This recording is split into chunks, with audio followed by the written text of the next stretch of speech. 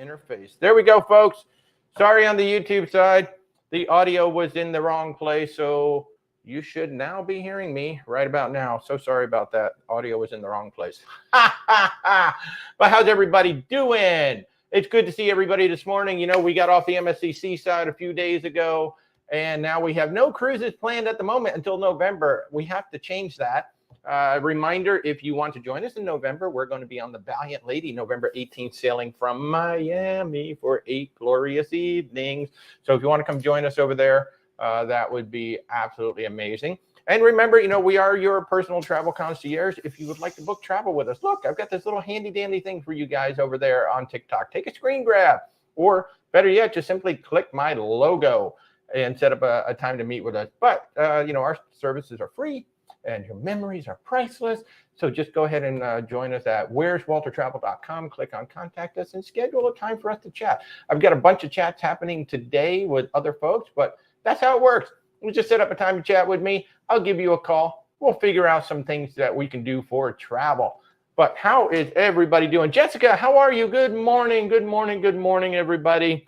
Man, so much going on in cruising. You know, I don't know if y'all have been following the Carnival Venezia as she makes her way across the Atlantic over to New York. Wow. That, I'll tell you what, if you've never considered cruising on Carnival before, this might be the ship to look at. For me, it feels like Carnival grown up. You know, it's almost like Carnival 2.0. It is such a beautiful ship. I've been following the Instagram on Carnival. I've been following Mark over at This Cruise Life as they come across.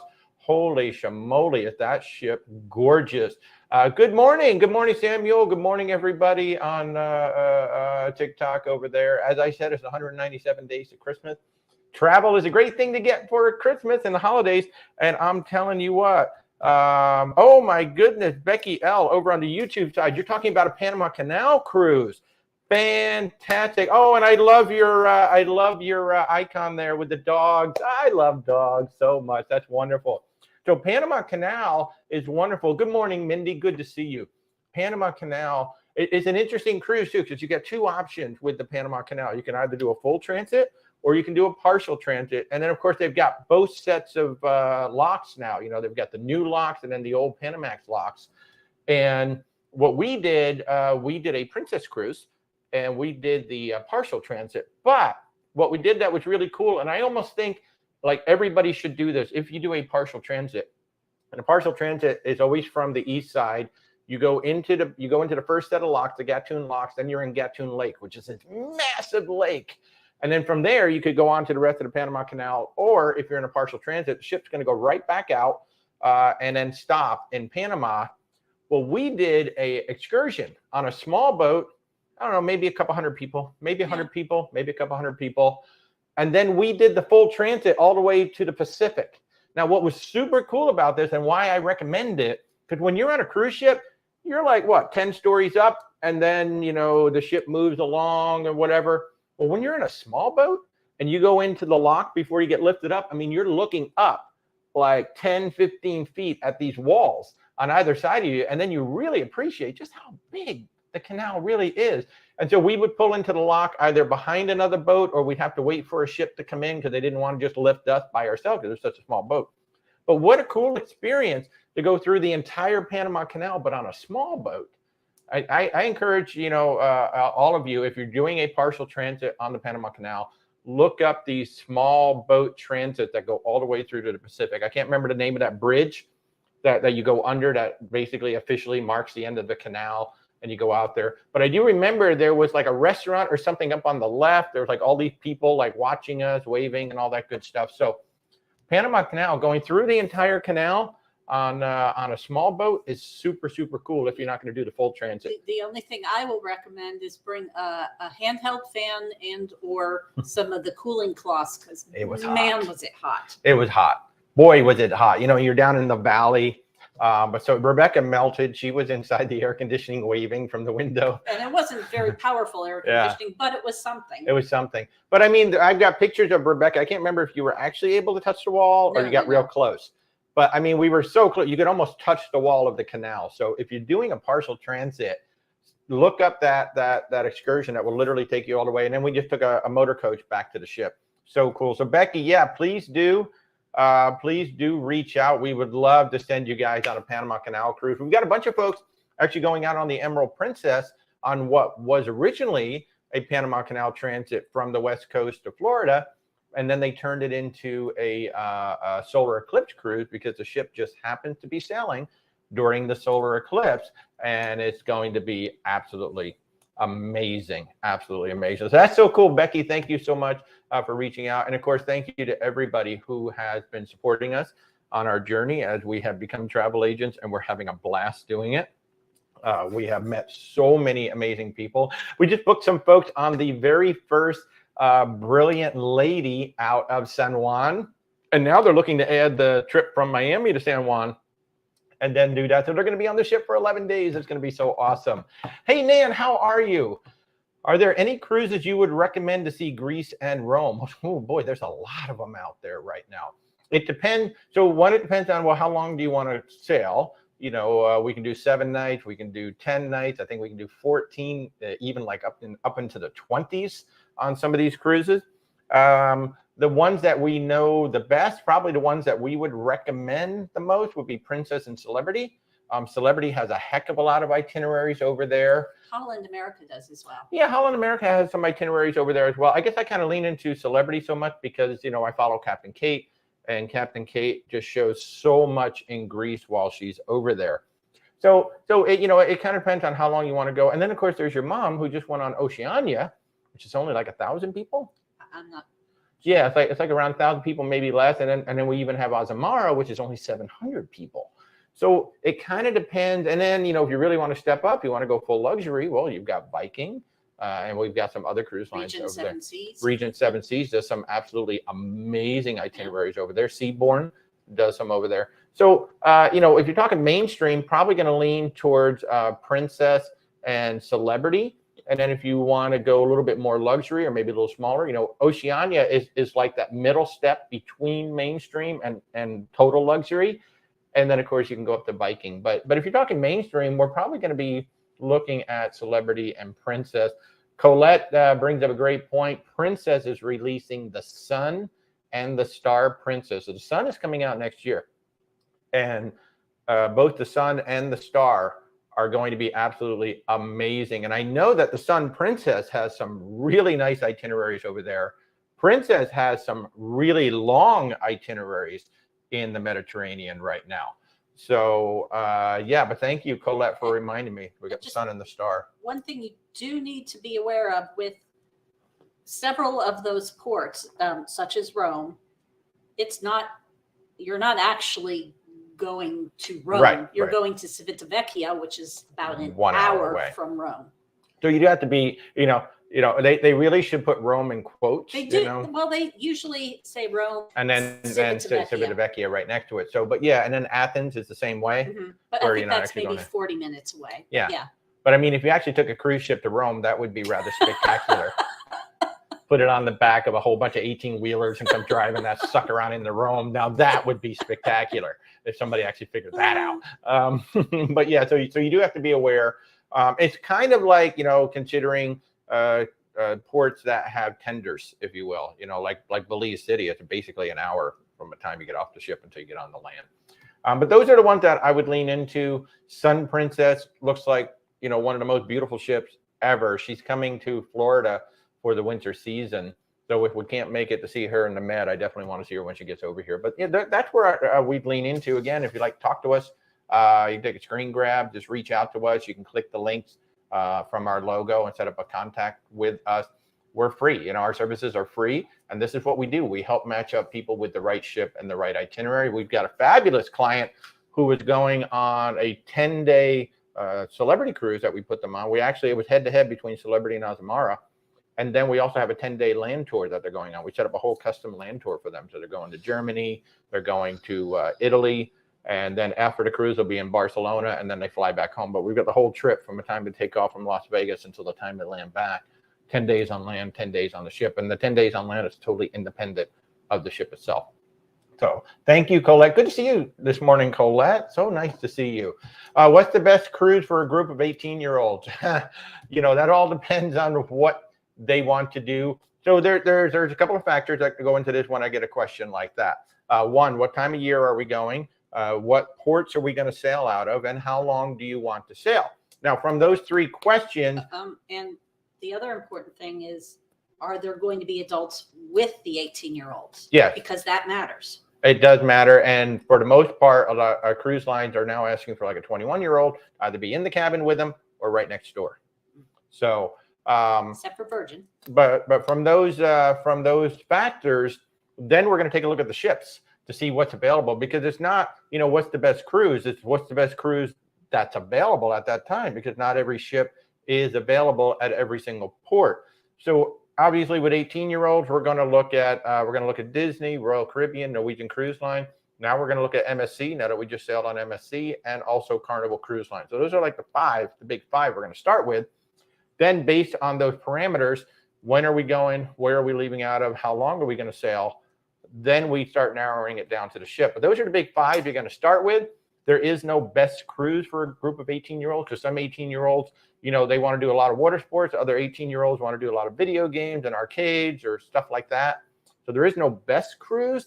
There's the right ship and the right time for whatever it is you guys need. So again, if you'd like to reach out, we'd be more than happy to help you out. Best line for a Europe cruise. I mean, if you're talking mainstream, like we just talked about a few minutes ago, there's Celebrity Cruises, Princess Cruises, maybe Holland America.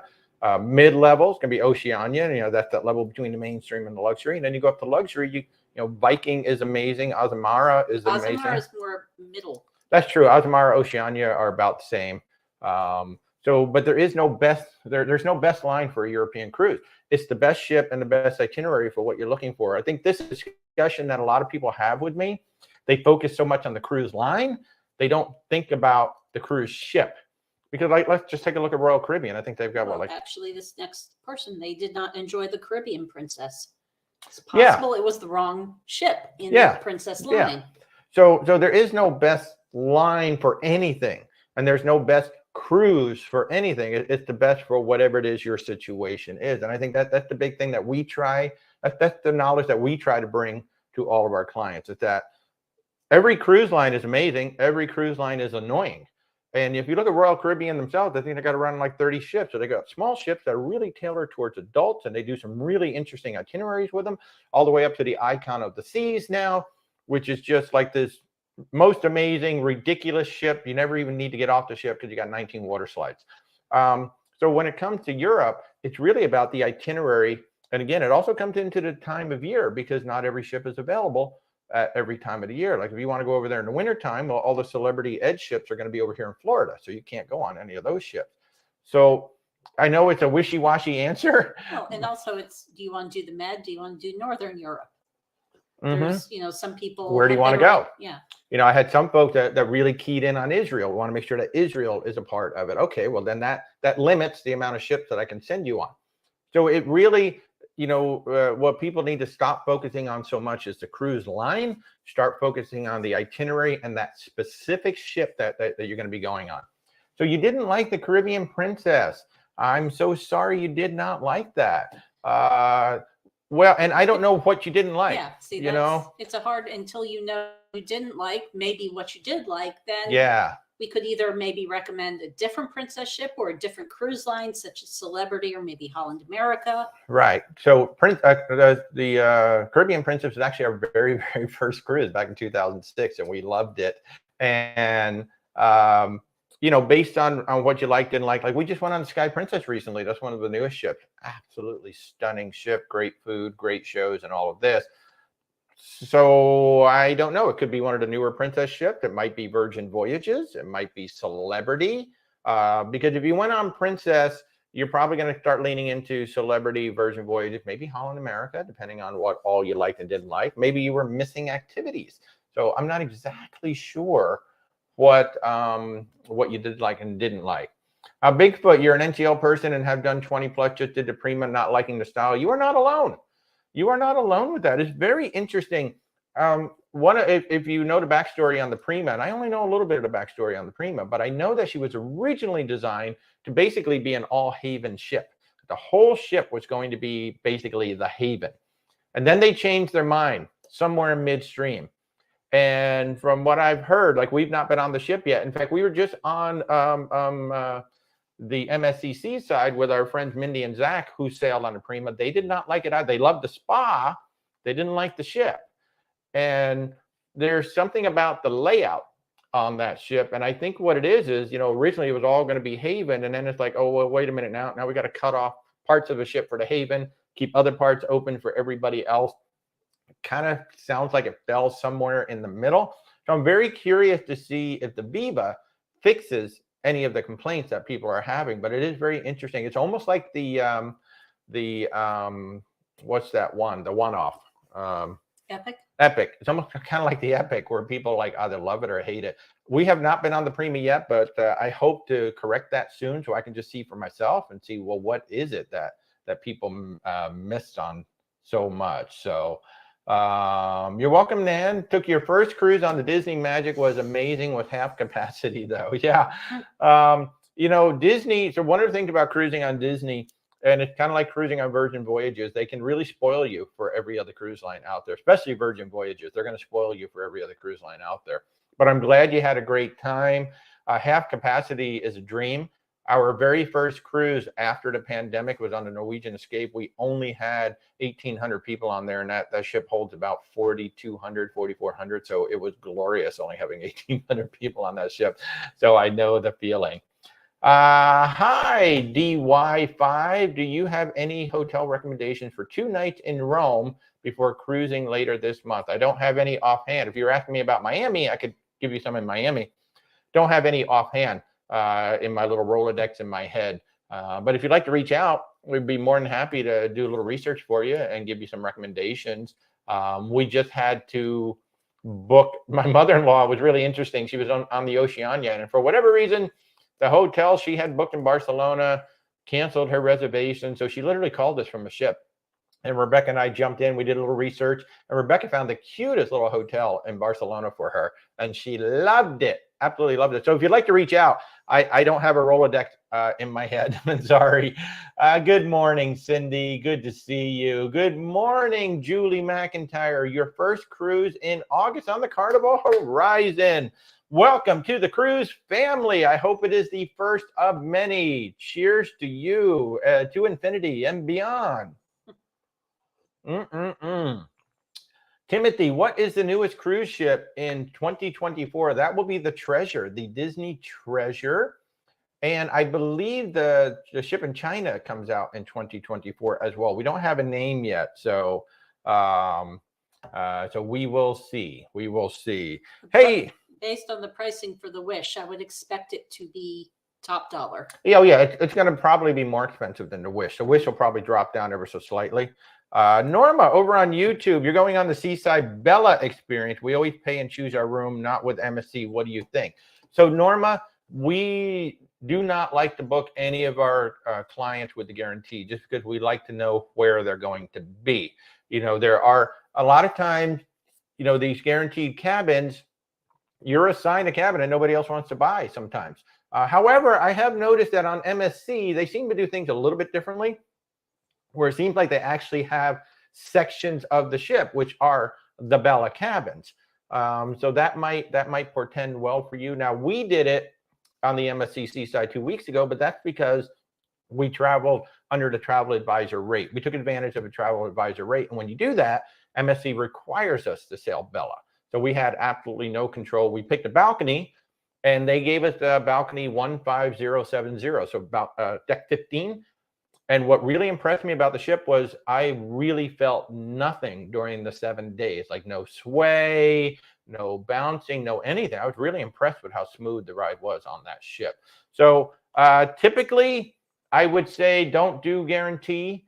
And we certainly do not like to book our clients with guarantee because we like to put them in a specific cabin in a specific place. So but if the budget hopefully it works out. If the budget is limited, then it's a perfectly, you just have to be aware of what you're getting into. Exactly. And make sure you do the research on MSC. MSC is not like any other cruise line. They are themselves. And if you look at it objectively, for the amount of money you're paying, I think your value, we put the value at an 8.5. We put the cruise line at a solid 7 based on our cruise on the MSC Seaside. And you do need to be aware, not only do you not get to pick your room, you don't get to pick your dining time. And you will have a fixed dining time, just not in the main dining room. Ours was 9:45 p.m., which may have worked out in our favor because we never had issues with food being cold or with being out late. So user 165, Celebrity Cruise Line have a nightlife? Absolutely they do. Yeah, they have shows at night. They have music throughout the ship and the venues and all of that. Of course, the martini bars usually putting on their flair shows well into the night. But yeah, they've got a pretty good the silent disco, which a lot of other cruise lines silent disco is hilarious. Some of the ships will put on like this show in the solarium as well. Like we used to see it more before the pandemic, but I think they may have been bringing it back and things like that. But yeah, HH Progressive. How was our last trip? It was fabulous. The MSC Seaside really impressed us. It surprised us. You know, we saw all that negativity. We saw that 67 score that she got back in April, and I was a little trepidatious, if you will, of going on MSC. I mean, I'm kind of getting myself worked up because I read so much negativity about the ship. It was great. It was great. You have to accept it for what it is. Ocean Cay is now my favorite private island. Bimini Beach Resort from Virgin is still my favorite resort, but it's not a private island. But Ocean Cay is quite lovely. Yes, it's rugged on the shores, but I think that adds to the beauty of it. Make sure you bring water shoes. So yeah, MSC Cruises, good solid 7 from us, and then an 8.5 in terms of value. So good morning, Joe. How are you? Miami hotel recommendation, please. You're booking one today, Zach. Well, that I can help with.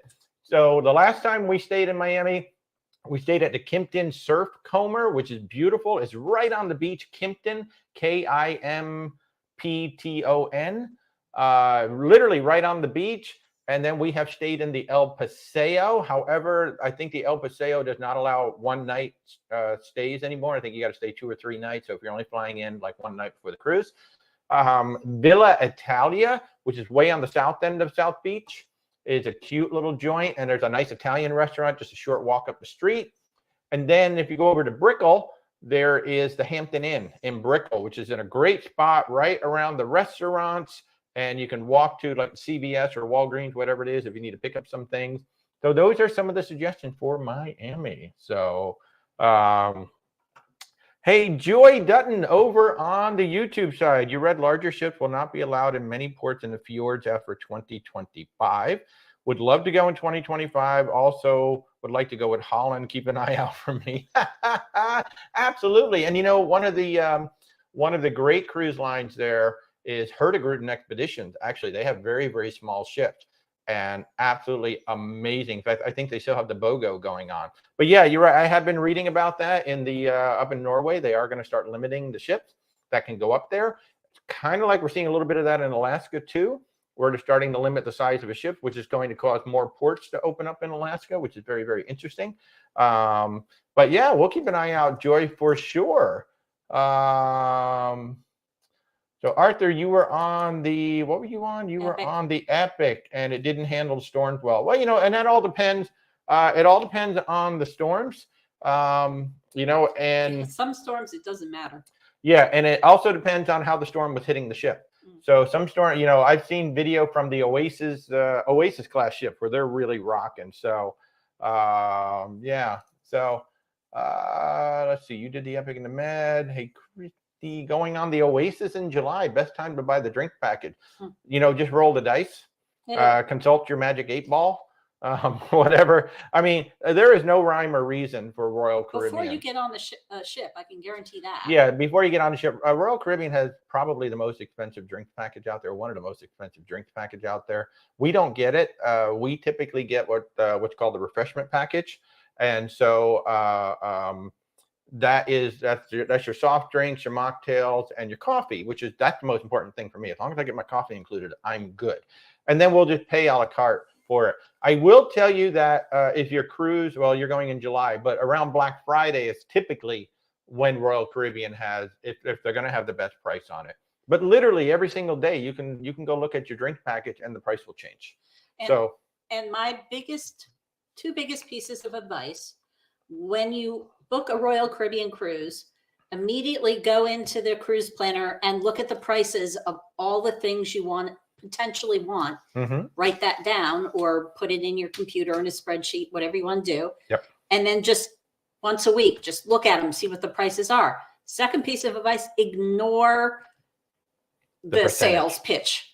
Buy one, get one free, 50% off, 40% off. Doesn't mean anything. Just pay attention to that bottom line dollar of what the item is going to cost you.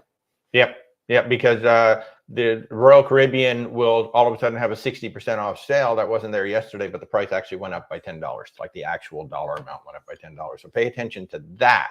Royal Caribbean is notorious for that. All the cruise lines are famous for it, but Royal Caribbean especially will have a big sale, but the actual dollar amount goes up. So be very, very aware of that. And by the way, if you're new to the channel, that's my wife, Rebecca, as always, sitting right off camera. She is my partner in this whole travel venture. She does a lot of the research on the cruises for me, and we work together a lot. You know, what's really great is when we have our conversations about, well, what cruise should we go on? And I take all the information from you. Rebecca and I will then turn around and have a discussion and talk about, because we've been cruising almost 20 years, and now we've been on 9 different cruise lines. And we start to know what the cruise lines are good at and what they're not good at. And then we also understand that, well, certain ships are going to be better at certain things that, you know. So that is my wife, Rebecca, sitting right over there. I'm just going to hold this up for y'all over on the TikTok side while I answer another question. Just to remind you, our services are free. We'd be more than happy to help you with your travel plans. Good morning, Liza. Tips for Norwegian Alaska 7-day. That's a great question. And Alaska was by far my favorite cruise, still to this day, my absolute favorite cruise. So number one, you got to plan for layers, because it can be cold in the morning. Like it could be in the 40s in the morning. It could be in the 70s in the afternoon. And if you're going to be off the ship, so Alaska is very much a river cruise with a really big ship. Basically what it is, you're going to be in port just about every single day. And you're going to be in long port stops as well. So when you get off the ship, you need to be prepared that, okay, I'm cold this morning, but if you go off with a really heavy sweater and you really don't have much underneath it, well, then as it warms up, you're going to be dying. So you want to be able to do layers. Well, second big piece of advice that goes along with that is to get a 3-in-1 jacket. Ours comes from LL Bean, but you can get them from, I think, North Face and a bunch of others, Columbia Sportswear. And basically what it is, you have an inner liner jacket, then you have an outer liner jacket that's a windbreaker and a rain slicker. You can wear them together to get the maximum warmth, or you can unzip them apart. You can just wear the windbreaker, or you can just wear the inner liner. That's the only jacket that we took with us to Alaska, and it was absolutely fabulous. If your extremities get cold, they make these little chemical packs that are fabulous. You can slip them into your gloves, you can slip them into your shoes.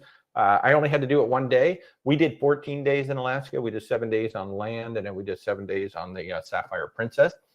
And that is pretty much the biggest thing. If you're going to do excursions, know that a lot of the ship excursions are very crowded. They can be rather large, rather big. So that's a good area to do independent excursions. In Juneau, Harv and Marv's whale watching is amazing. In Skagway, we did Temsco helicopters. We were supposed to fly to a dockside camp, but the weather didn't permit that, so we landed on a glacier instead. And then up in Ketchikan, there's an amazing pilot named Michelle, who works for Island Wings Air. Absolutely amazing. So Mindy over on YouTube is saying, buy the Royal drink package when on any sale. Then if a better sale comes along, you can cancel and buy again at a lower rate. That is 100% true. So if you buy the drinks package or the Wi-Fi on Royal Caribbean, and then they have a sale or the price drops, like, you know, drop by $5, drop by $10, you can cancel the drink package or the Wi-Fi package and then just simply rebook it. That's one of those things that doesn't sell out.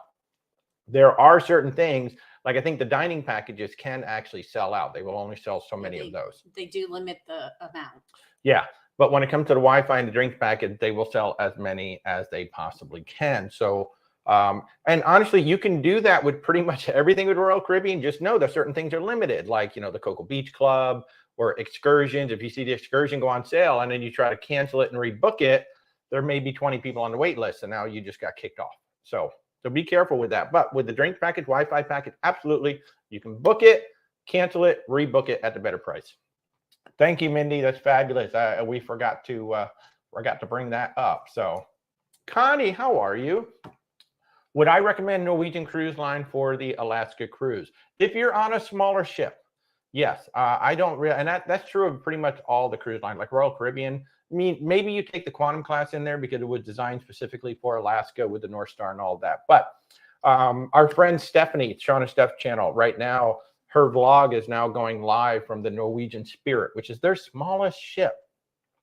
It is just perfect for Alaska because it's small. It can get into places where the big ships can't.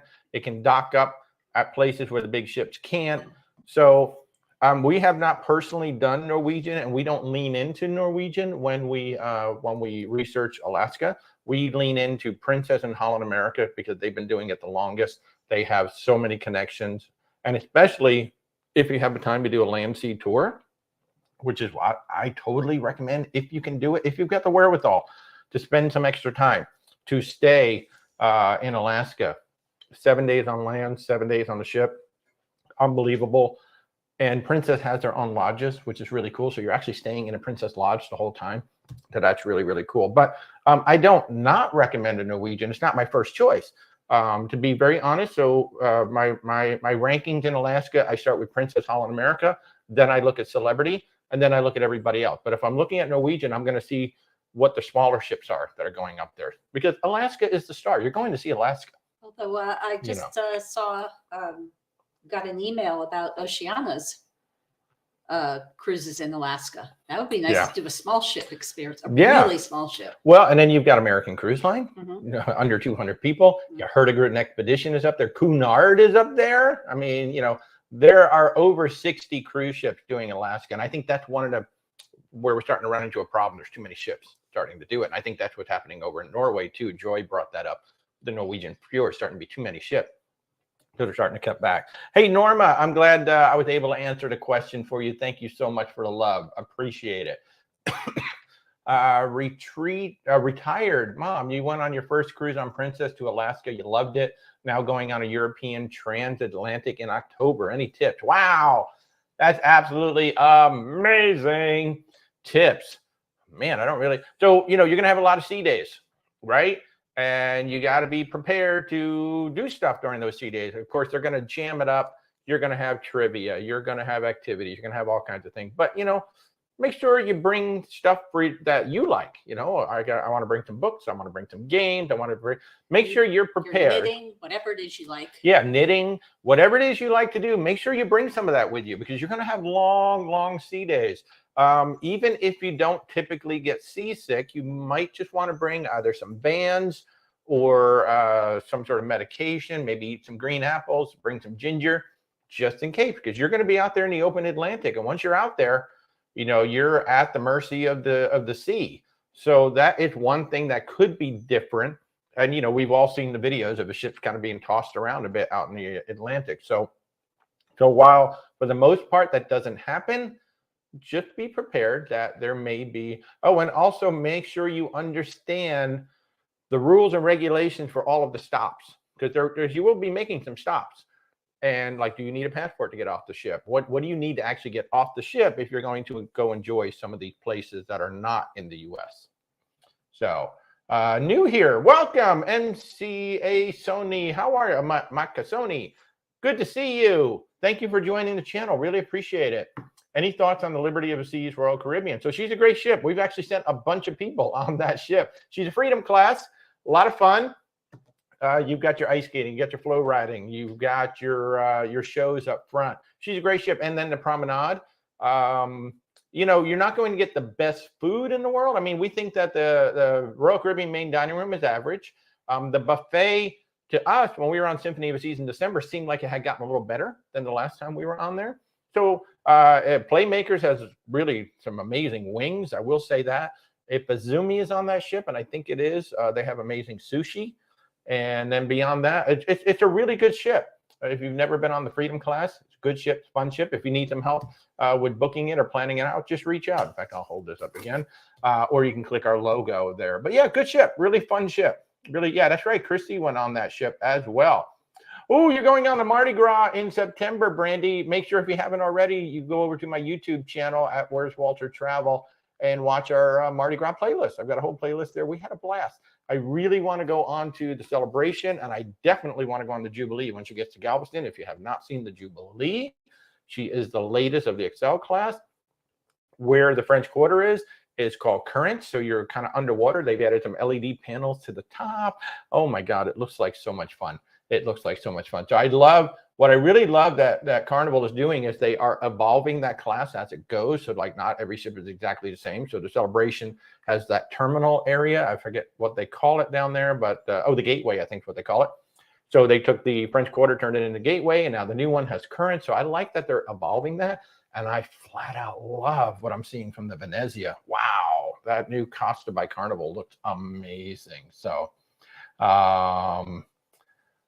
what else? Sorry, and I'm catching up. I try to answer everybody's questions. So if you've asked me a question either on YouTube or TikTok, just give me a little time to catch up to you. I try to answer everybody's questions. So Cypher, first time you're here. Welcome to the channel. I'm Walter and my wife, Rebecca, sitting right off camera. You want to take an Alaska 7-day? You should. Everybody should. I mean, everybody, if you're a cruiser, you really should go to Alaska at least one time.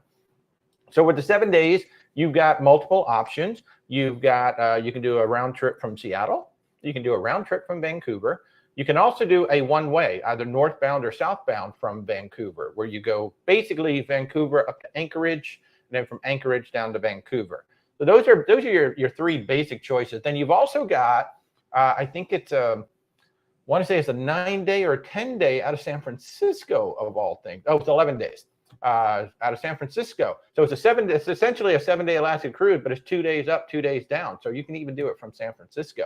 But I would definitely recommend that you look at Princess and Holland America first. I think they do it the best, but there are all kinds of options up there for Alaska cruises. If you would like some help, we have booked so many people on Alaska cruises, but if you'd like any help, just click that logo or go to where'swaltertravel.com and go to contact us, set up a meeting with me. Our services are free. I give you a call. We talk for a bit, find out what you want to do, and then we'll select the ship for you. I'll just hold that there again if you need to get a screen grab or whatever. But again, just click my little logo and go there, where'swaltertravel.com. Be more than happy to help you out. Hey, Cody, do I have any videos of a Carnival Breeze or the Carnival Dream? I don't personally, but I know you can find them out there, but I do not have videos of those personally. But thank you for asking, Cody. I appreciate it. This Cruise Life may have it. Yeah. Quantum Antenna, you are actually wrong about that for the most part. There have been some issues where some ships have either accidentally or whatever dumped some things into the ocean. But what you have to know is that cruise ships have literally an entire sanitation system right on the ship. It's like a whole water. They do water filtration, sewage, and all of that. So that's a total myth. Lots of people like to spread that to try to, talk down about cruise lines, but that's actually not true for 99.9% of the cruise ships out there. So Glacier Bay, key for Alaska cruises. Well, there's Glacier Bay, there's Dawes, Endicott Arm. There's a few places. Glacier Bay is one of the nicer ones to go into, but it is limited. Princess has it on a lot of cruises, and Holland has it on a lot of cruises. I think they get priority just based on how many itineraries that I see going in there. But if you don't go to Glacier Bay, it's not going to ruin your Alaska cruise, because there are other places to go as well. But it is absolutely gorgeous, absolutely gorgeous. Mark, how are you? Can you still print luggage tags prior to sailing for Royal Caribbean having cruise in 2018? So, Mark, you do, but here's the deal. You're going to print it yourself, all right? You're going to print it yourself, and then you want to make sure you go on to like Amazon or SailPak. In fact, if you click my logo, you will see a link to SailPak accessories, and they sell those plastic luggage tags. Highly recommend those, because you print it, then you slip the luggage tag. In fact, in my Cruise 101 playlist on TikTok, I actually show you one of those things, and I slip it in there. But what that does, that protects your label from water and from being torn off, because it has a nice little metal thing on there. But yes, you can still print your luggage tag prior to going onto the ship. Absolutely. Retired Star Mom, you're welcome. Thank you so much for the kind words. Stacy, you're just 1 month from the Caribbean Princess. Yay! That's so exciting. I wish we were going with you. Crystal, hello. How do you like the Carnival? I assume you mean Venezia, the one that's out there right now. She looks amazing. Obviously, none of us have been on her yet, because she's just coming across the Atlantic right now. There's a whole bunch of VIPs and whatnot on the ship as she comes across to New York City. But from the videos I've been seeing, she looks gorgeous. I said it earlier, she looks like an adult Carnival ship. I think if you've never sailed Carnival, you've been a little bit leery of sailing Carnival, this could be the ship that wins you over. I mean, we had a blast on the Mardi Gras. I loved the Mardi Gras. It was a fun ship. When they say the fun squad, they mean the fun squad. It was so much fun doing the trivia and everything. They were a great group of folks. But the Venezia, they have retained a lot of the original Costa styling, and she looks absolute. I mean, she doesn't look like a Carnival ship at all. And I think it's appropriate that they kept the yellow funnel, that they kept the yellow colors from Costa, because she really does look like a Costa ship. Looks gorgeous. Christine Smith, you're heading out on a Celebrity Equinox in September, first trip on Celebrity. Well, then, you've got to go do some glass blowing. Did you know that there's glass blowing on that ship? Like, honest to goodness, glass blowing on a cruise ship. There's 3 ships out there: Celebrity Equinox, Celebrity Solstice, and then the Eclipse. And up by the stack, up by the funnels, on the very back of the funnels, there is an honest to goodness glass class back there, glass blowing class back there. And the price depends on what you decide to make. We made some tumblers, which are in the cabinet over there. I'm not going to run. Actually, I am going to run over and grab them. But there's actual honest to goodness glass blowing on the ship. Grab these 2. So Rebecca made the purple one. So I made this. So I actually made this on the, here, I'm going to hold it right in the middle so both of y'all can see it. So this is my tumbler that I made on the Celebrity Equinox. And then Rebecca made the purple one right there. So, and you can make, I think there's a turtle now that you can make. There's like multiple things. Oh, yeah. That you can make. Bowls, I want to say this was ornaments. Like 70, maybe $75. Can't even remember how much. Of course, prices have all changed since we've done it. Yeah. But yeah, so we made these on the Celebrity Equinox on a freaking cruise ship. We made these. It was so cool. And I will advise you, usually the first day they'll have some demonstrations, and that's when you get to sign up for the glass blowing. Yeah. For your specific time. And I recommend trying to get a morning time, because it gets hot. It's hot, and it'll just be added hot. Another tip about Celebrity, they usually have like 25 or 30% off specialty dining the first night when you come on board the ship. So look for that. So if you've been thinking about, Cuisine or Murano or some of the other places, usually when you walk on the ship, they're going to be having a 30% special, because most people go to the main dining room on the first night. So take advantage of that. Alec, you're going to be on the Icon inaugural. Awesome. Recommendation, please, for Santorini on NCL if there's no excursions left. I don't have any specific recommendation. Yeah, so you can go to Shore Excursions Group. Actually, if you go to my website, just go to where'swaltertravel.com. You'll see a link there called Shore Excursion. We have a travel partner, Shore Excursions Group. They're an independent travel company, but they have a return to ship guarantee. That's the big thing. This is why we recommend Shore Excursions Group. So if for whatever reason your tour delays you from getting back to the ship and the ship has to leave, they will get you to the next port and they will pay you $1,000 per person for the inconvenience of missing the ship. So if you go through that link, you simply put in NCL, you put your ship down, you put your sail date, and it will populate your itinerary right there. And then you can check in to see. But, Santorini, God, there's so many things to do between history, culture, food.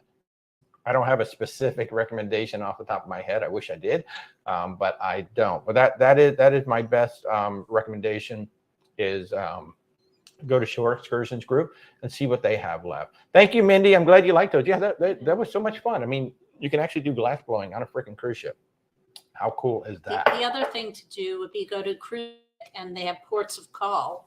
And you can look up Santorini and see if somebody has a recommendation. You can, yeah.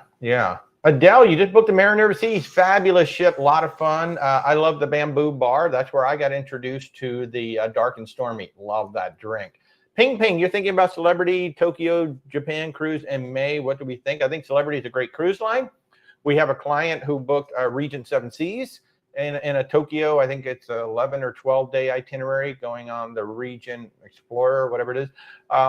Celebrity is a great cruise line. In fact, Stacy, who was just on here earlier, she's on a Pan-Asian repositioning cruise. But yeah, I think Celebrity would be a great cruise line. I mean, I don't know which itinerary you're looking at, but in terms of a cruise line, Celebrity is a fantastic cruise line, very adult centric. And yeah, I've been looking at some of those Asian itineraries too. They're amazing. And if you need any help booking that, just let us know. Just reach out. We'd be more than happy to help you out. Samuel, I realize most of us are food critics, but realistically, do people book based on the quality of food? Honest to goodness, yes. Depends on the people, though. Some people doesn't matter. So that's actually one of the questionnaires that one of the questions we ask clients when we talk to them about a cruise. Because remember, I said, it's all about booking you on the right ship for your needs. And one of your needs may be food. And if food is a big part of your travel, well, you're going to be disappointed if you go on the wrong ship, right? So yes, some people do book based on the quality of the food. And a lot of our Virgin Voyages bookings have been because, oh man, we heard about the food. We saw your videos on the food. The food looks amazing. So food is a big part. And you'll see that food is generally among the #1 complaints. When you see people complaining, oh, the food was gross, oh, the food was this, oh, the food was that. So food is a big part, and food does come into play. So, yeah. When reading other people's reviews of food, you do have to take everything with a grain of salt because different people have different opinions on food. Yeah. I mean, you could eat the same exact meal as somebody else. They may love it. You may hate it.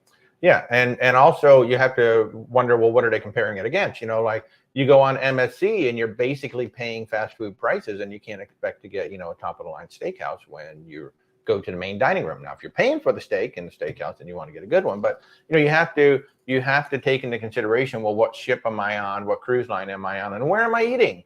If you're eating in the buffet, it's a buffet.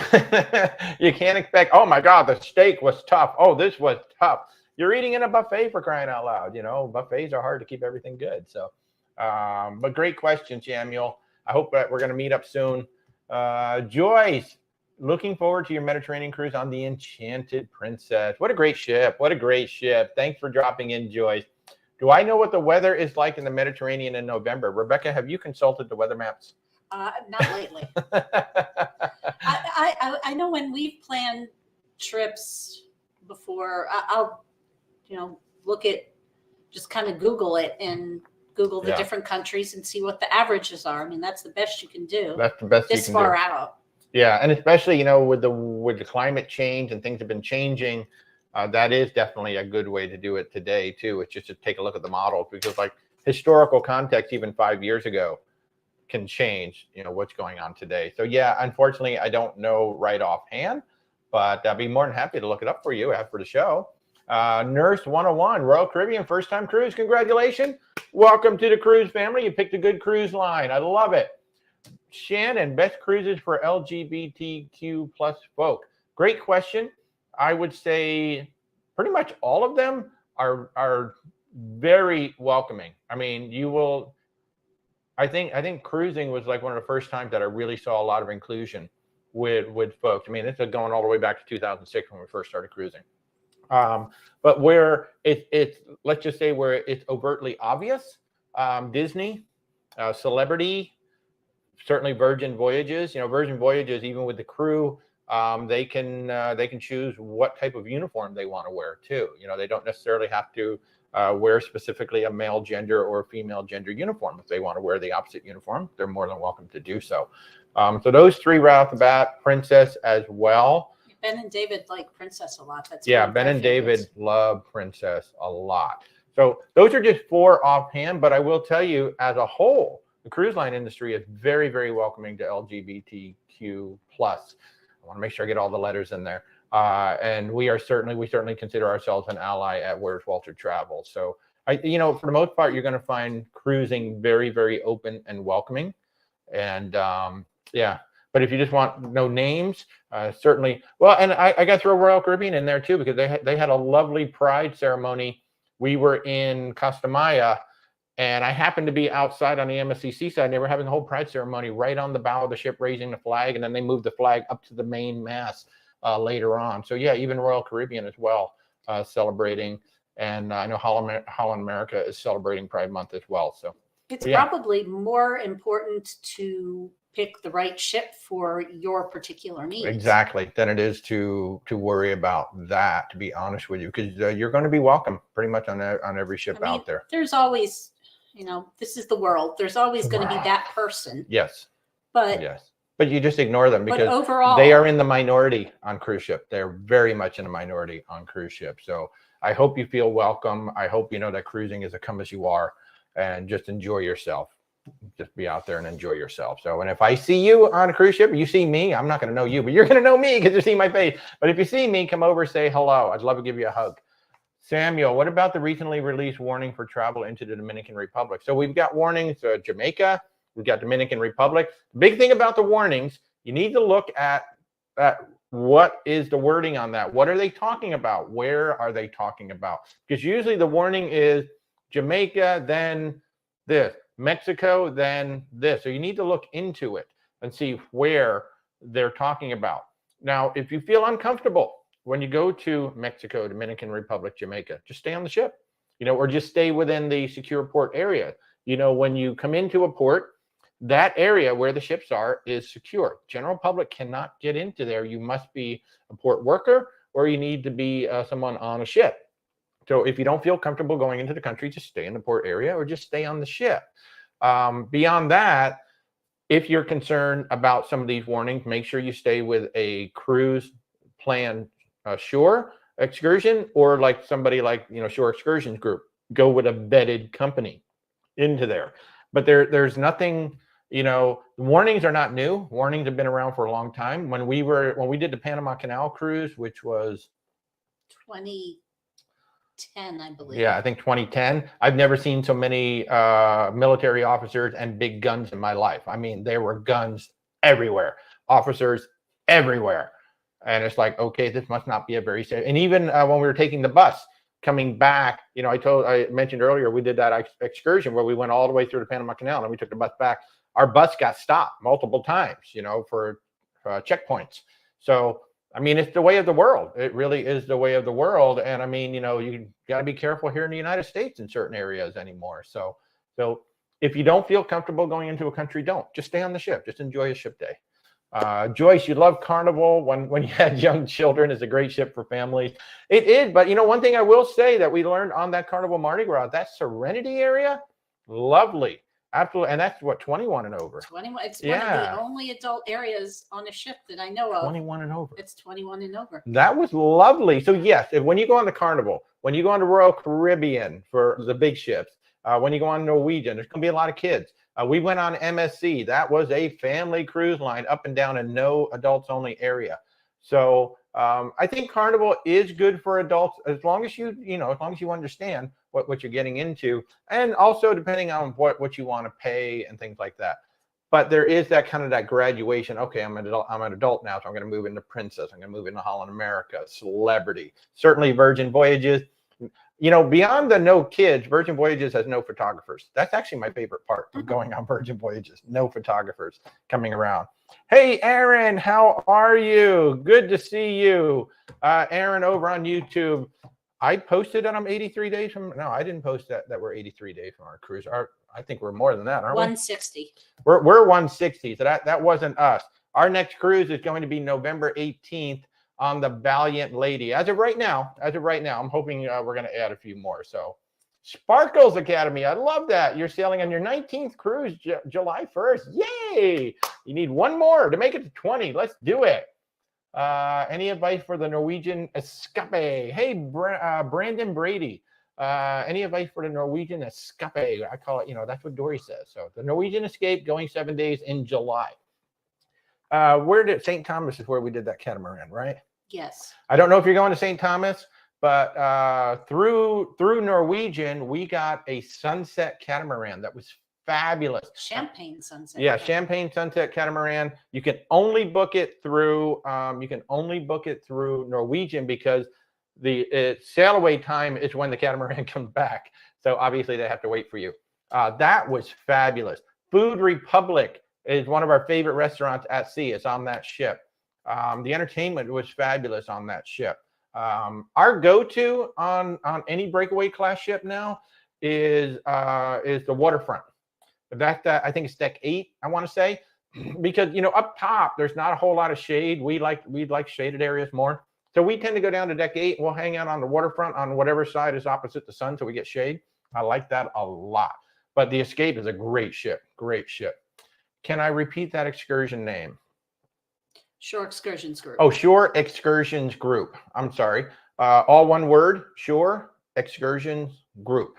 You can also go to where'swaltertravel.com and click a link. I keep forgetting to put the link in my link tree, but if you go to where'swaltertravel.com, there's a link that says Shore Excursions, and it'll take you right there as well. So yeah, the Dark and Stormy is awesome. So MSC Seaside in August. Yay, Patrick. I think you're gonna, here's the thing about MSC. You have to accept it for what it is. Ocean Cay just blew my mind. It was so lovely. I was not expecting to like that island. It's now my favorite private island. Yes, it's rugged. I like that about it, to be honest with you. Bring water shoes. 2, know that you're paying a low price. Even if you're staying in the yacht club, you're paying a lower price than you do on any other cruise line. Now, if you're staying in the yacht club, you are going to get exceptional service. But if you're staying in the rest of the ship, understand it, you're paying a lower price. I thought the buffet was better than Carnival and Norwegian. I thought the main dining room was better than Carnival or Norwegian. It's not saying they were fantastic, but for what we paid, I thought they were really good. Ping Ping, you're Disney cruise fans. Any intel on the new ships coming out and the home ports? Nothing on the home ports. We know that the Disney Treasure is coming out. Well, actually, I think we might have a hint because Disney is building a brand new terminal in Fort Lauderdale. So somebody is going to be coming to Fort Lauderdale. I would guess that either the Treasure or the Wish is going to end up in Fort Lauderdale. Then in terms of the Asia-based ship, that's going to be in Singapore. They announced, a 10-year or 20-year with Singapore. So that ship, we know where she's going to be. She's going to be in Singapore. We just don't know when she's coming out just yet. Could also move the Fantasy to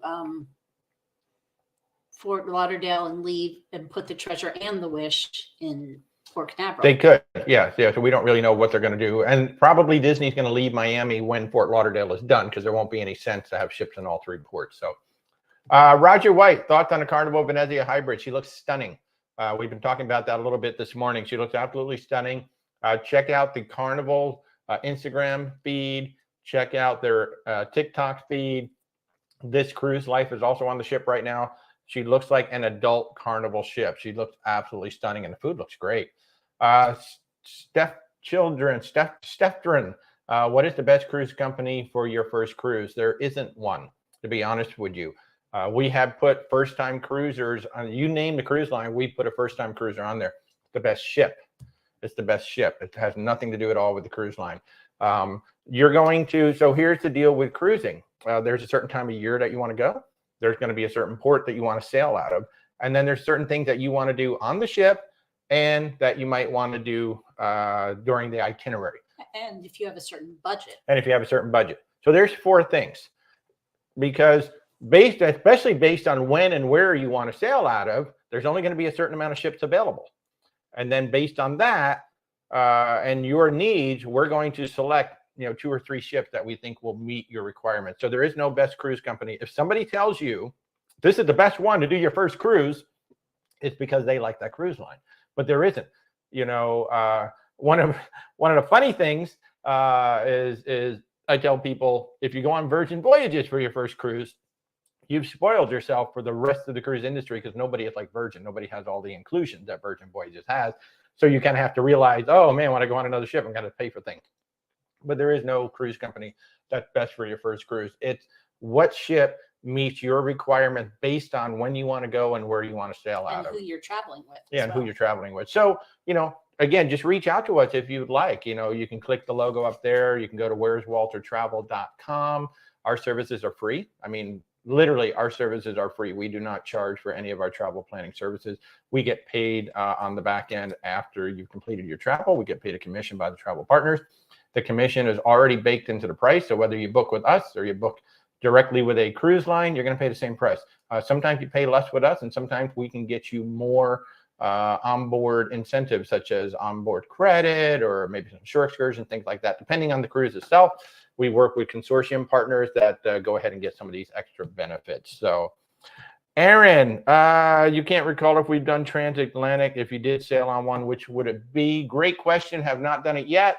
For my first one, I want to go classic. I want to do Cunard from New York to England. I want to do that classic. And in fact, my goal is to do a Cunard from New York over to Southampton or Hamburg. They actually go to Hamburg, Germany as well.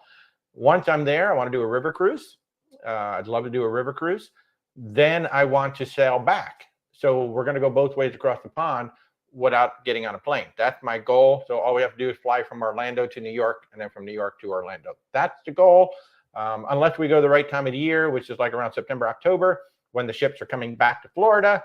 Maybe we can do Cunard to London or Southampton, do a cruise, and then come back on a cruise ship to Fort Lauderdale. That would be the ultimate if we could do that. But and I know on that's totally my goal. Sean and Steph's channel, they've done transatlantics.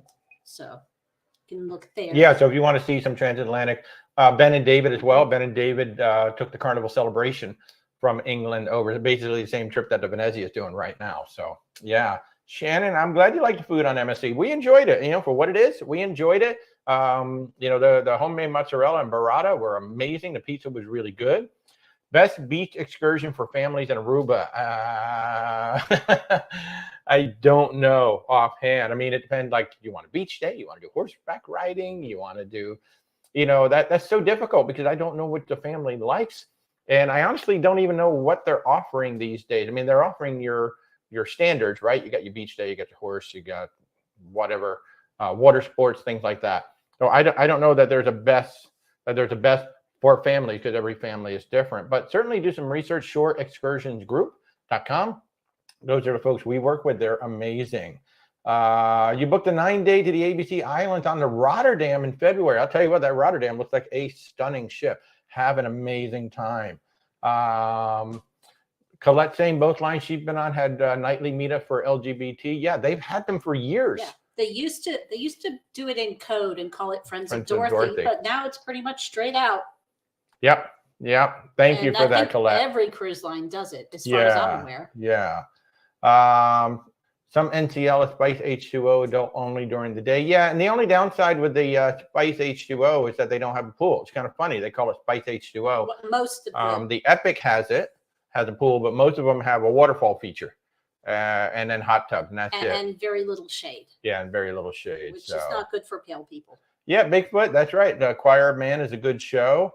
Any experience with a Viking river cruise? Not personally yet, but we're working on that retrograde. That is something that I want to do. In fact, I've got my eye on a 33-night Grand Hawaii. Well, that's an ocean, Viking ocean cruise. if you could let me finish talking. My wife interrupting me. I've got my eye on a 33-night Grand Hawaii and Polynesian ocean cruise on Viking. One of the interesting things about Viking Ocean, it's all balcony. They don't have any interior ocean view, things like that. But in terms of the river cruise, man, you know, that Christmas marketplace is calling my name. And, you know, now that we've really started to learn about river cruising, I really didn't know much about AMA Waterways, Avalon. We've got Emerald, we've got Scenic, we got Uniworld. There are so many amazing, it's almost like ocean cruising, right? You've got different budgets, different itineraries, different ways of doing things. So not personal experience. We are a very proud supplier. They're one of our suppliers, so we're very proud of Viking, and be more than happy to talk to you about it. But they are absolutely amazing, absolutely amazing. Retrograde, you're heading out on the Adventure of the Seas. Fabulous ship. Missy's asking what my favorite cruise line. You don't care for Carnival? I honestly don't have one. We've been on 9 of them now, and I like them all for different reasons. You know, I really do. There's no cruise line I would not sail on again. There's no ship I would not sail on again, to be honest with you. What we do is we go in with a mind, like, what do we want to do? Do we want an adult experience? Do we want to, like, not have a lot of kids? Well, then we're going to go, obviously, virgins, adult only. But I love the Celebrity pool. Celebrity, I think, has the best solariums. You know, if we're just looking for a really good pool, probably going to book Princess or Celebrity. Holland America has great pool. Holland America has great live music, really good live music. And then, of course, you know, if I want some fun things to do, you know, flow rider, ice skating, all these things, well, obviously, Royal Caribbean, Carnival. Disney is amazing. Disney and Virgin, I think, are pretty much on par with each other for service. So I really don't have a favorite cruise line. It's the same thing that I've said about your first time cruise. It's important to get on the right ship. So if you don't care for Carnival, well, then we got to talk about what are the things you don't like about Carnival, because it might have been just that ship, like that Carnival Venezia that's sailing over here right now. She's going to be in New York this coming week. Wow. She is amazing. She's very much an adult Carnival ship. So maybe it's not Carnival itself. Maybe it was that ship you were on. So I literally do not have a favorite one. There are over 300 cruise ships out there, and I would love to get on every one except for one. Liza, are all the cruises based on 2 people? There's only 3 of us. So when you see the prices online, they're always based on double occupancy. Yeah, you know, $500 per person, and then you'll see right underneath based on double occupancy. But we can price it out. On most cruise lines, not every cruise ship has cabins that can hold up to 4 people. In some cases, like on some of the newer Royal Caribbean, I think they go up to 6, maybe more than 6. But we can price out any cruise for the specific amount of people. Now, sometimes we can get you all in one cabin. Sometimes we price it out, so we split. You know, one person's going to be in one cabin, the other 2 are going to be in another cabin. But we can get the pricing based on whatever configuration you want to do. Michelle, you've already booked with Carnival. Is there a way to save money on board? I would say you can, I mean, pretty much everything you absolutely need is already taken care of once you've bought your cruise fare, other than the daily gratuities. Yeah. So if you want to just eat the food that's included, just eat there and you won't have to spend any money. You want to have just the drinks that are included, do that. Yeah. If you want to just wander off the ship and look around in ports, you don't have to have an excursion. You don't even have to get off the ship. Yeah, and Carnival doesn't really run a lot of sales on their like drink packages and all of that. It's more or less the price. Like Royal Caribbean changes the price all the time. If you're looking for a spa treatment, just going to do a spa treatment during a port day, usually there are sales up to 40% off if you get a treatment done on a port day. So that's pretty much there. D, will we get our points still through you? Yeah, absolutely, 1000%. And in fact, your loyalty points work when I'm going to book a cruise. Great example is Carnival. Actually, we've been talking about Carnival. Carnival gives a lot of great perks for being a very important, fun person. And when I get your loyalty number, I enter that into the booking engine. That's going to show me some options that I don't see if you don't have a very important, fun person number. And depending on your level, I may see, like there's one particular person we just booked this week. He gets $200 on board credit no matter what. No matter what I book, he's going to get, I can book him in the cheapest interior cabin, and he's going to get $200 on board credit because he's at a certain level that offer shows up. If I just enter straight up, that offer will not show up. So yeah, you're going to get your points with the cruise lines. And when you give me your loyalty points, I enter that in the system, and sometimes offers will come up just like they would on the regular. Your loyalty It's tied to you. Tied to you, not who you book with. Correct. So it doesn't matter who you book with, your loyalty points will always stay with you. Yeah, and you'll always be adding on. So, Betsy, you've only sailed with Disney with the kids and are sailing Princess to Alaska in August. Differences? Well, I mean, the biggest difference is, well, obviously you're not going to have the characters, but Disney, well, now depending on what ship you're going on, because the Sky Princess had an amazing buffet. I will say it was one of the best buffets we've ever been to at sea, next to Disney. So Disney's always had the best buffet. And Princess, they do not have assigned dining times at all. Yeah. So you just go when you want to. I mean, you can make a reservation, but you can also just show up. Yeah, and there's no rotational dining. The show, go ahead. Puppies in the piazza. Yeah, depending on the ship you're going on, you should have puppies in the piazza one day where they literally bring dog sled puppies in. While you're going through your scenic glacier cruising, they usually have a park ranger on board who's actually narrating and answering questions about, you know, what you're seeing around there. So Princess really has a lot of great connections with, and if you take a short excursion with a Princess group, you usually get a really good one because they've been up there so long. They tend to get some of the best of the best up there. But yeah, I mean, it's going to be a totally different experience for you because it's going to be a very much an adult experience. There will be more kids because it will be Alaska, so you will have more kids on the ship, but it can be nothing like a Disney cruise. So, and I think the kids clubs do have some activities that are based on being in Alaska. Yeah, as well. Yeah. So they will have some of that. So obviously, you know, the big difference can be you're not going to have the characters there, and the level of service should be very, very good. You might notice it's not quite the Disney standard, but it should be very, very good. So, can you help us who lives in Sweden and wants a cruise? Now that's a great question, Kiki. If it's Virgin Voyages, yes, I can book a cruise for you with Virgin Voyages. But for most of the other cruise lines, they have what's called cross-border rules. And they prevent us, I don't know why, but they prevent us from booking people from certain regions of the world. I can book the entire North America region. I can book people who live in the Caribbean, certainly the U.S. Virgin Islands. But beyond that, most of the cruise lines have cross-border rules that would prevent me. So you living in Sweden, I can't book a cruise unless you're going on Virgin Voyages. Virgin Voyages, I do have global rights and I can book you there. But great question. Dean Hauser, looking for your first cruise. You're single and would like it to be in the Caribbean. So in the Caribbean, you know, you've got everything is on the table in the Caribbean. And if you're single, so a Norwegian has studio cabins, you know, specifically studio cabins, and they have a whole studio lounge that's made for singles to mix and mingle. Every cruise line has a singles mixer pretty much every night. Like usually the first night, like the cruise line will show up and kind of set it all up, and then every night after that, it's on the schedule, but you just kind of go. And Celebrity has solo infinite cabins. Royal Caribbean has more solo cabins than I thought they did. Virgin Voyages is another good cruise line for singles. They do have solo cabin. So, I mean, in the Caribbean, pretty much the sky's the limit as to what you want to do. It's just how big of a ship do you want to be on? How many days do you want to be on that ship? And then where would you like to go? And then, of course, what time of year do you want to go there?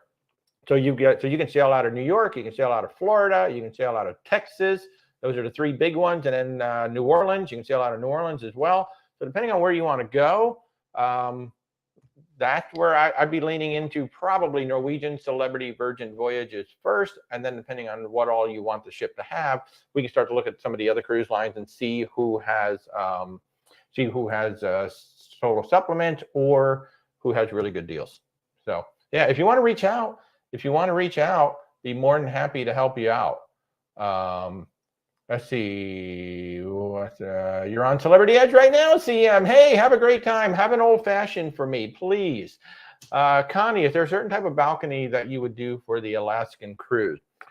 I can just say that on ours, we had the aft balcony, like literally right on the very, very back of the ship. We were on the Sapphire Princess. And that was nice because no matter where the land was, whether it was on starboard or port side, we could see it, you know. And then when we were at, oh gosh, I can't remember the name of the glacier now, but it's the one where the ship basically backs up to it. The ship pulls down and it turns around and it's like right there. Like it almost looked like we could reach out, you know. I mean, we weren't that close to it, but still it was like right there. So just based on that, I love the aft cabin. Now, when we book for clients, we do try to get them on the predominant land side, because it is basically a river cruise. You're on a river cruise with a big ship. It's what you really are, because you're in sight of land pretty much the whole time. But we did the aft balcony is what we did. Ooh, Royal Princess, nice. Differences between the Retreat, Aqua Class, and Concierge Class. Well, that's a great question. There's a lot that goes with that. But first of all, the Retreat is the suite area. So, and depending on the ship too. So like the Edge Class, they lean much more into the Retreat. On the Solstice Class, they've been going back and retrofitting some things, and I don't know what the Millennium Class. They still have a retreat area. I don't much know smaller. what it's. Yeah. So with the Retreat, you get the Lumine restaurant, which is their supposed top of the line restaurant. With Aqua Class, you're going to get the Blue restaurant, which is an elevated main dining room. We love Aqua Class is the one that we like to book most often. Just for the Blue restaurant. And with Aqua Class, you get time in the thermal suite. I can't remember with the Retreat. I think you also get that time in the thermal suite. You get some discounts too, I believe, in terms of spa treatment. Of course, with the Retreat, you're going to get your own dedicated sun deck. You're going to get your own dedicated area on the ship. Dedicated lounge. Yeah, dedicated lounge, dedicated concierge. Yeah. With the Aqua Class, you don't have a dedicated area on the ship, but you do have a dedicated concierge in the spa. So you go directly to that concierge in the spa for anything you want to book.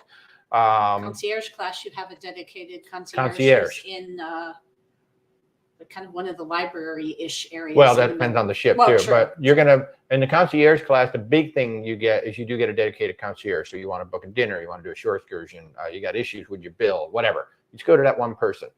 That's the biggie you get. I think with all of them, but don't quote me on that. I think with all of them, you get priority embarkation on the ship. No, not anymore. Not anymore. Just okay. the Retreat. Just the Retreat gets priority now. So it used to be like Aqua Class would get priority embarkation. I remember we got that. It may well change, but since the pandemic, since the restart, it's only been Retreat. Yeah, the Aqua Class is the one we lean into the most. The other thing, the Concierge and Aqua Class get you. Royal Caribbean likes to keep. I mean, Carnival. Yeah, Celebrity likes to keep their point system kind of confusing. You get 5 points per night towards your loyalty. And which one? Aqua and Concierge. Okay. Both. Mm-hmm. Retreat, it depends on the actual cabin, how many points. It starts at 8 and I think goes up, like if you were doing like an Edge iconic suite or something, that might go up to like 20 points per night. Right, right. And again, it depends on the ship, because like she just said, the Edge iconic suite, the Edge villa suites and all that, like those suites are absolutely amazing. Whereas on the Solstice Class and Millennium Class, they're more traditional suites, if you will. They're big. Still lovely. Yeah, they're big, they're gorgeous. But then on the Edge Class, they're like, you know what? We're going to come up with a whole new way of doing things. So it's really, really nice. So, yeah. Oh, did I miss something? Yeah, you're welcome, Kiki. I wish we could book for you. And it's actually something that I brought up to multiple cruise lines now. It said, you know, it's a global economy now. And I've got people reaching out. Like every week I have somebody reaching out from somewhere in the world that I have to say, I'm sorry, I can't book your cruise. And I am trying to get together a network of travel agents from around the world. So at least I can hand you off to somebody I know. I do have one in Europe now, which is great. So Ping Ping, you've sailed Disney and Royal Caribbean. You found Disney hands above a Royal Caribbean. Have I found Disney the best? I don't know the Disney at the best, but Disney and Virgin offer some of the best service at sea for sure. Princess is also right there. Yeah, between Disney and Royal Caribbean, I mean, there's no comparison. Of course, you also look at what you're paying for the two. You are getting top of the line Disney service. You're getting excellent dining experiences.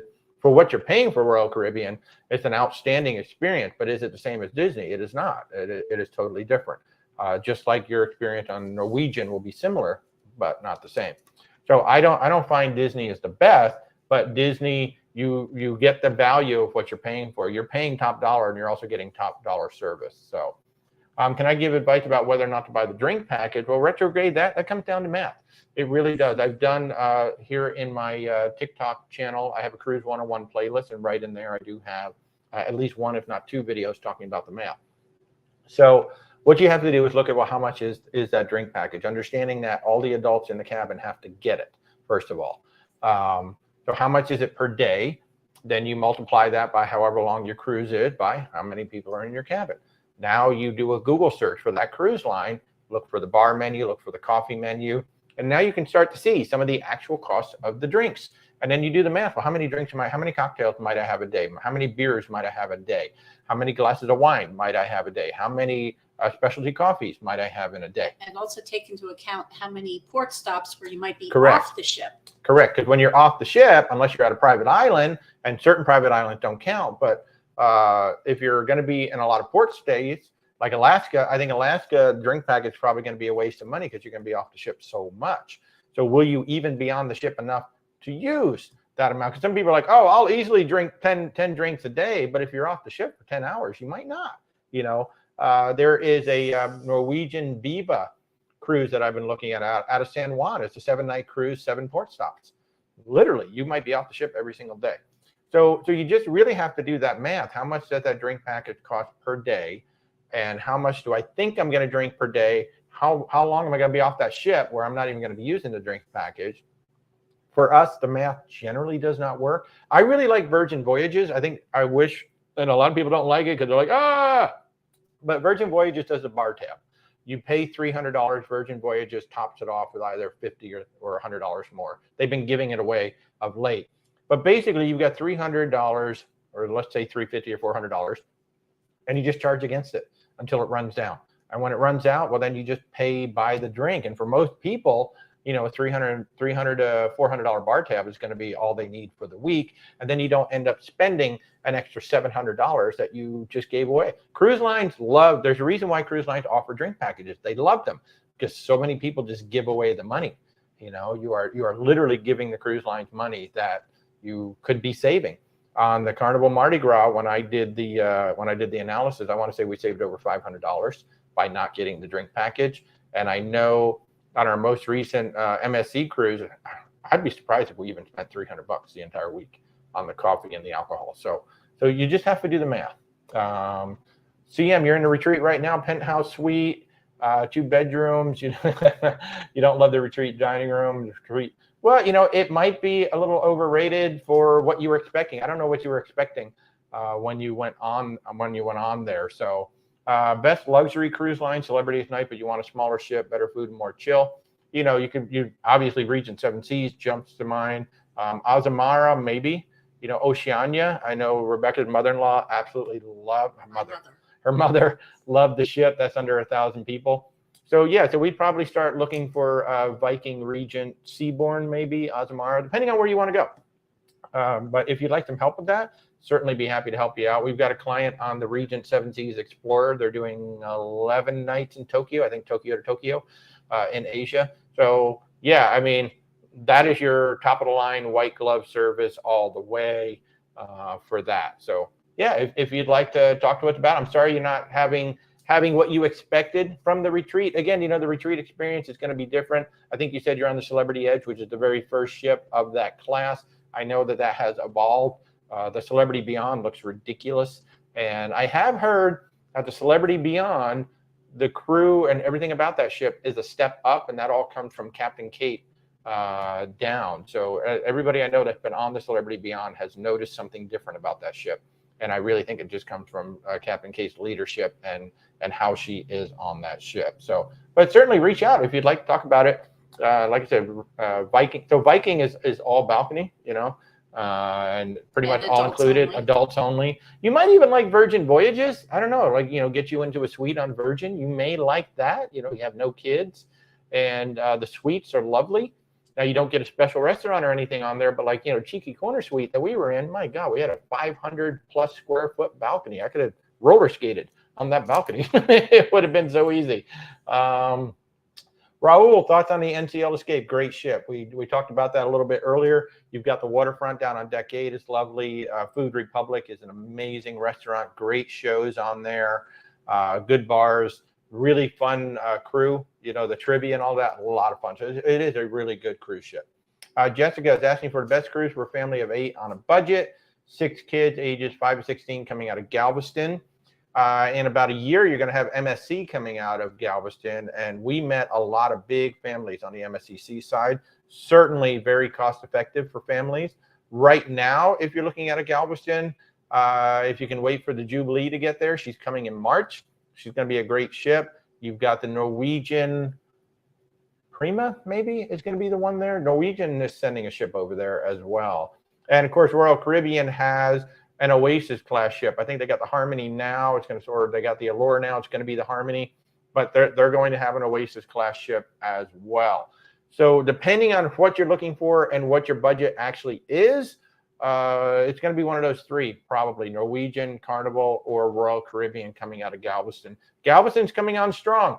MSC is coming there.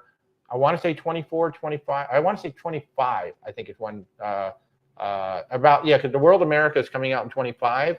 And I think that's when they're going to send a ship in to go over there. But if you'd like to talk about it, just reach out. Where's WalterTravel.com? I'll put that right there, or you can click on the links in the logo. But just reach out. Our services are free. We have booked a lot of families. And in Galveston, we've got a bunch of folks on the Carnival Jubilee that worked out really well. So, and it really depends on when you're going to be sailing, right? Because the prices are different. The availability is going to be different depending on when you're sailing. Yes, Macrina over on YouTube. Yes, Jubilee comes in January. It's the MSC ship that's coming in 2025. But the Carnival Jubilee, actually, I think it's December. Might even be there right at the end of this year. But yeah, why don't you reach out, Jessica, if you'd like. I mean, again, our services are free. We'd be more than happy to help you out and put together a nice cruise for you. What line do we like for the Mediterranean? So really, we tend to lean into Celebrity, Princess, Holland America. Those are like the big 3. And then Rebecca's mom had a fantastic experience on Oceania. If you want a smaller ship experience, Azamara is over there as well. And then if you want to step up into luxury, you've got Regent 7 Seas, we've got Seabourn. So it depends on what you're looking for and what your budget is going to be. And also, how long do you want to be there? Where do you want to sail? But the big 3 generally are like Princess, Celebrity, Holland America. Then depending on what you want to do, or if you want to step up into mid-luxury or luxury, Oceania, Regent, Viking, all great cruise lines over there. Any tips or info for the Carnival Panorama? I've got multiple clients on that. I saw something about she's going to be going into a dry dock, I think next year or something. But she is the largest. She's the last and largest of the Vista class. I believe she has an IMAX theater in her. It looks like a really fun ship. I've got a bunch, like I said, I've got a bunch of clients booked on her. She looks like a really fun ship. I would say do the research on it. Know that the what do we call it? The sanctuary is an adults only area. So if you need to get away from the kids, it's going to be 21 and over only. I don't know if they put a shack chicken on there yet. If they have, that's my favorite chicken sandwich in the world. It's amazing.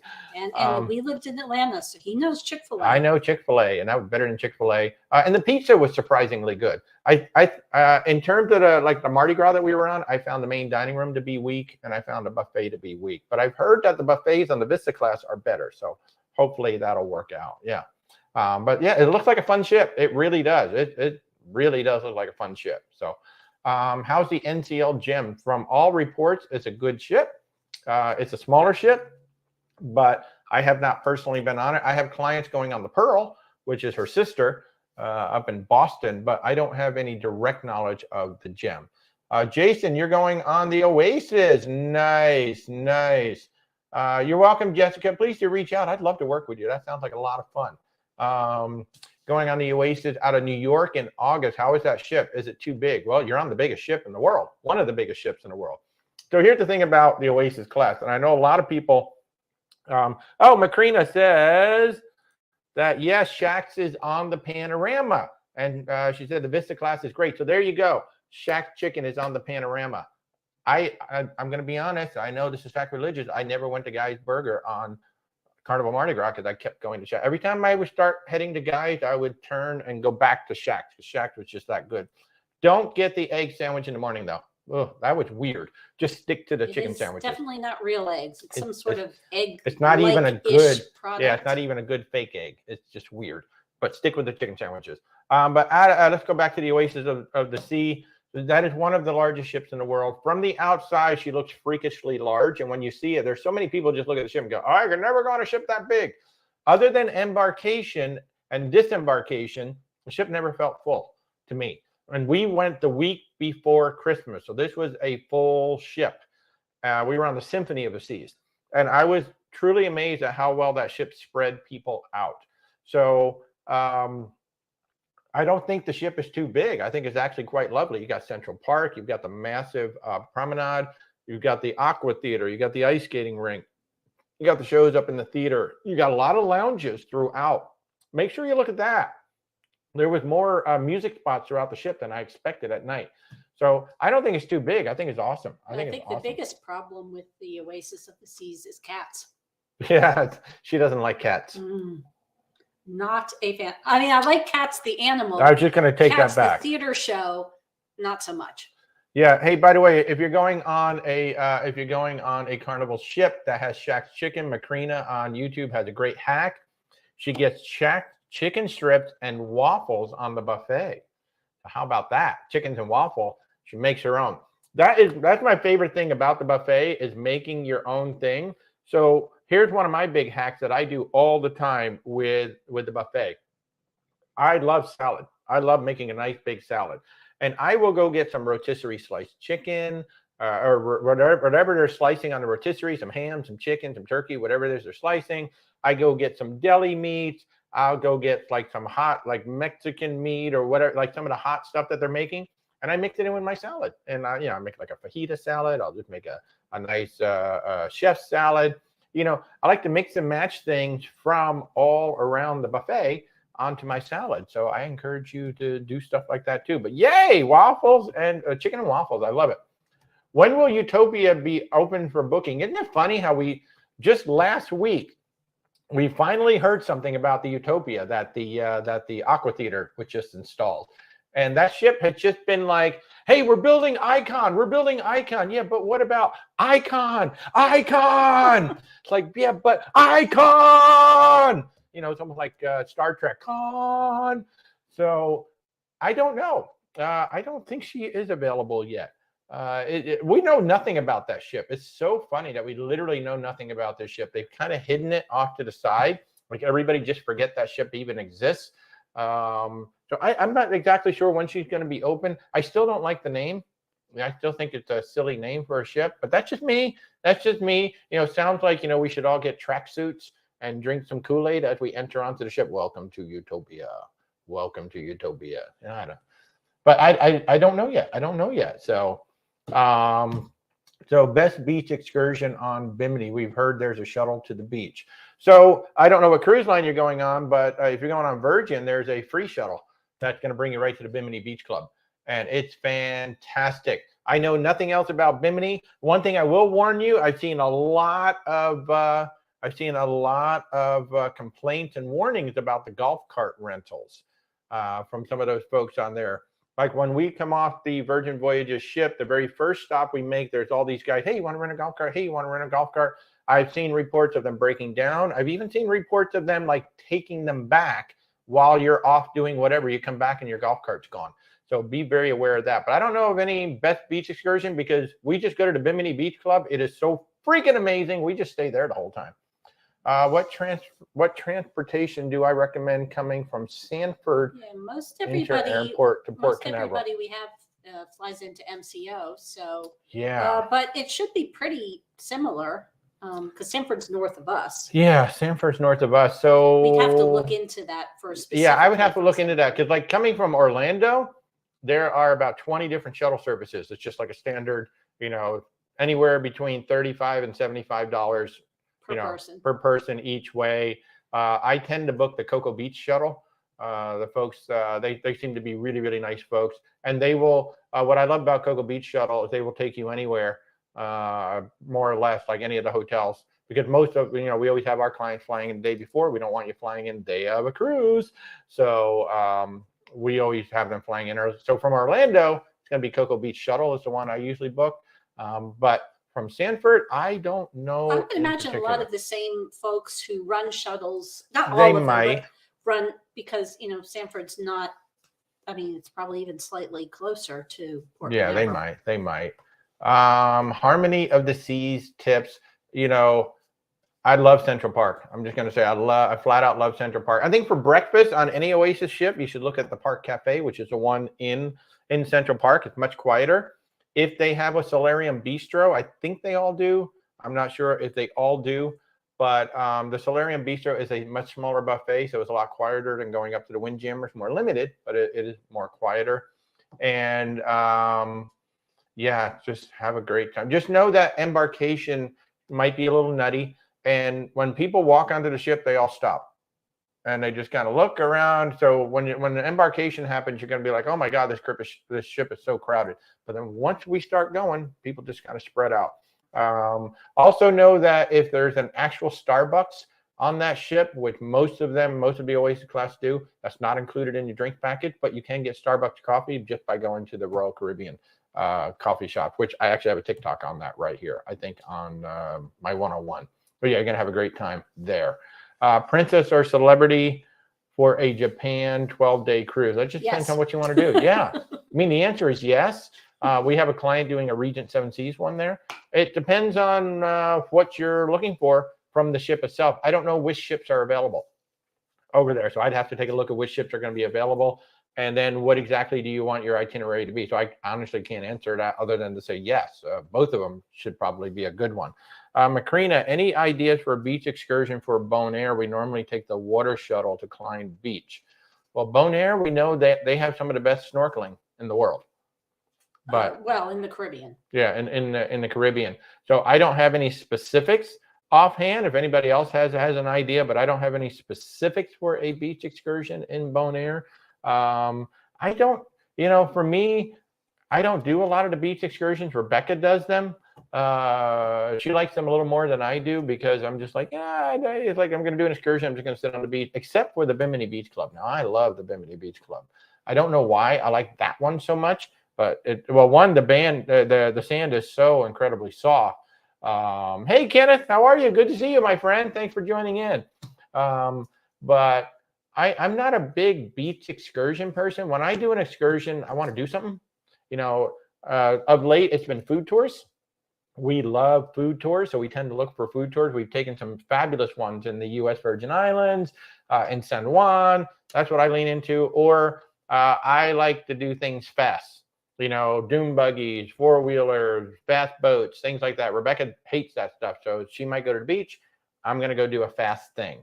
So I don't have any specifics to offer you for Bonaire. I'm very sorry for that offhand. Again, Shore Excursions Group. If you go to my website, since you're on YouTube, there's a link in the description to go to my website. I think there's a link in the description to go directly to Shore Excursions Group as well.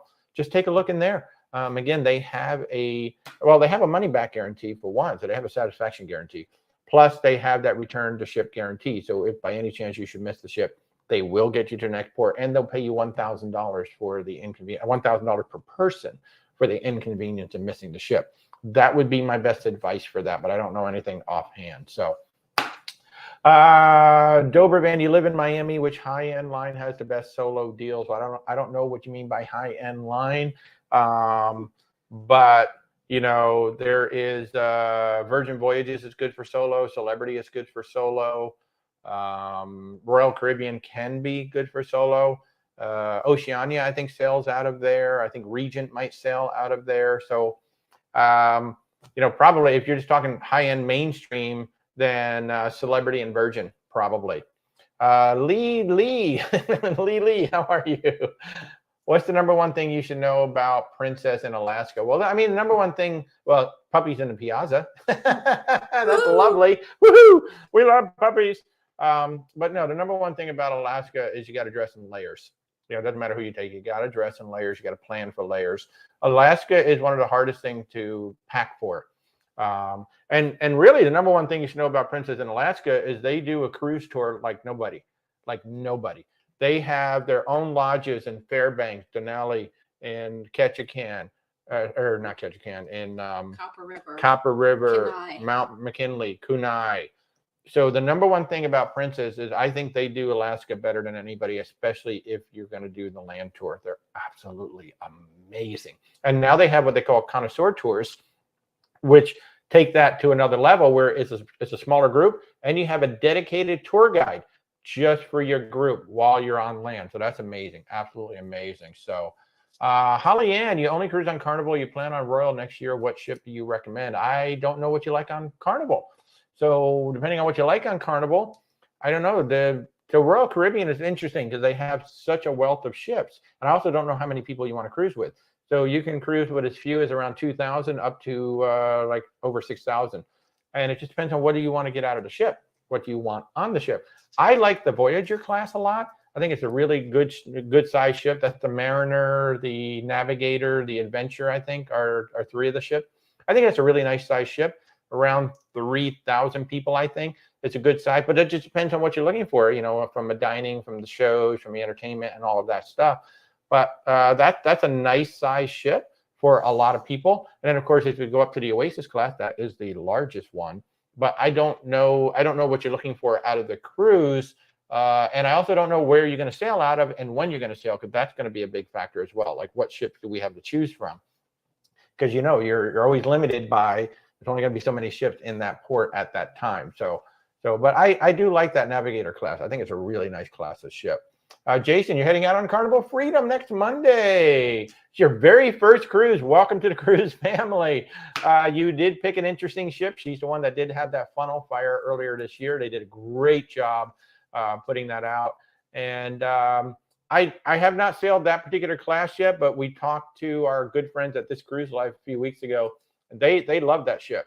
They think it's a great ship, good size of the ship. One of the things that really surprised us on Carnival was the pizza. Pizza was really good. It's fresh made.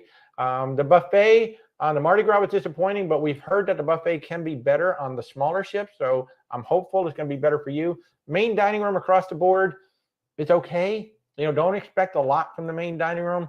Know that if you don't like what you get from the main dining room, you can ask for something else. The servers are usually pretty honest. We had a great server on the MSCC side 2 weeks ago. When we went to our second main dining room meal, she basically, without saying it, she said, tonight's meal is not very good. She basically said it without saying it. And when I went to order certain things, she's like, So, you know, just know that. So don't be afraid to talk to your servers and just say, you know, what do you think is the best thing on here? They're usually going to be honest with you because they want you to like the food.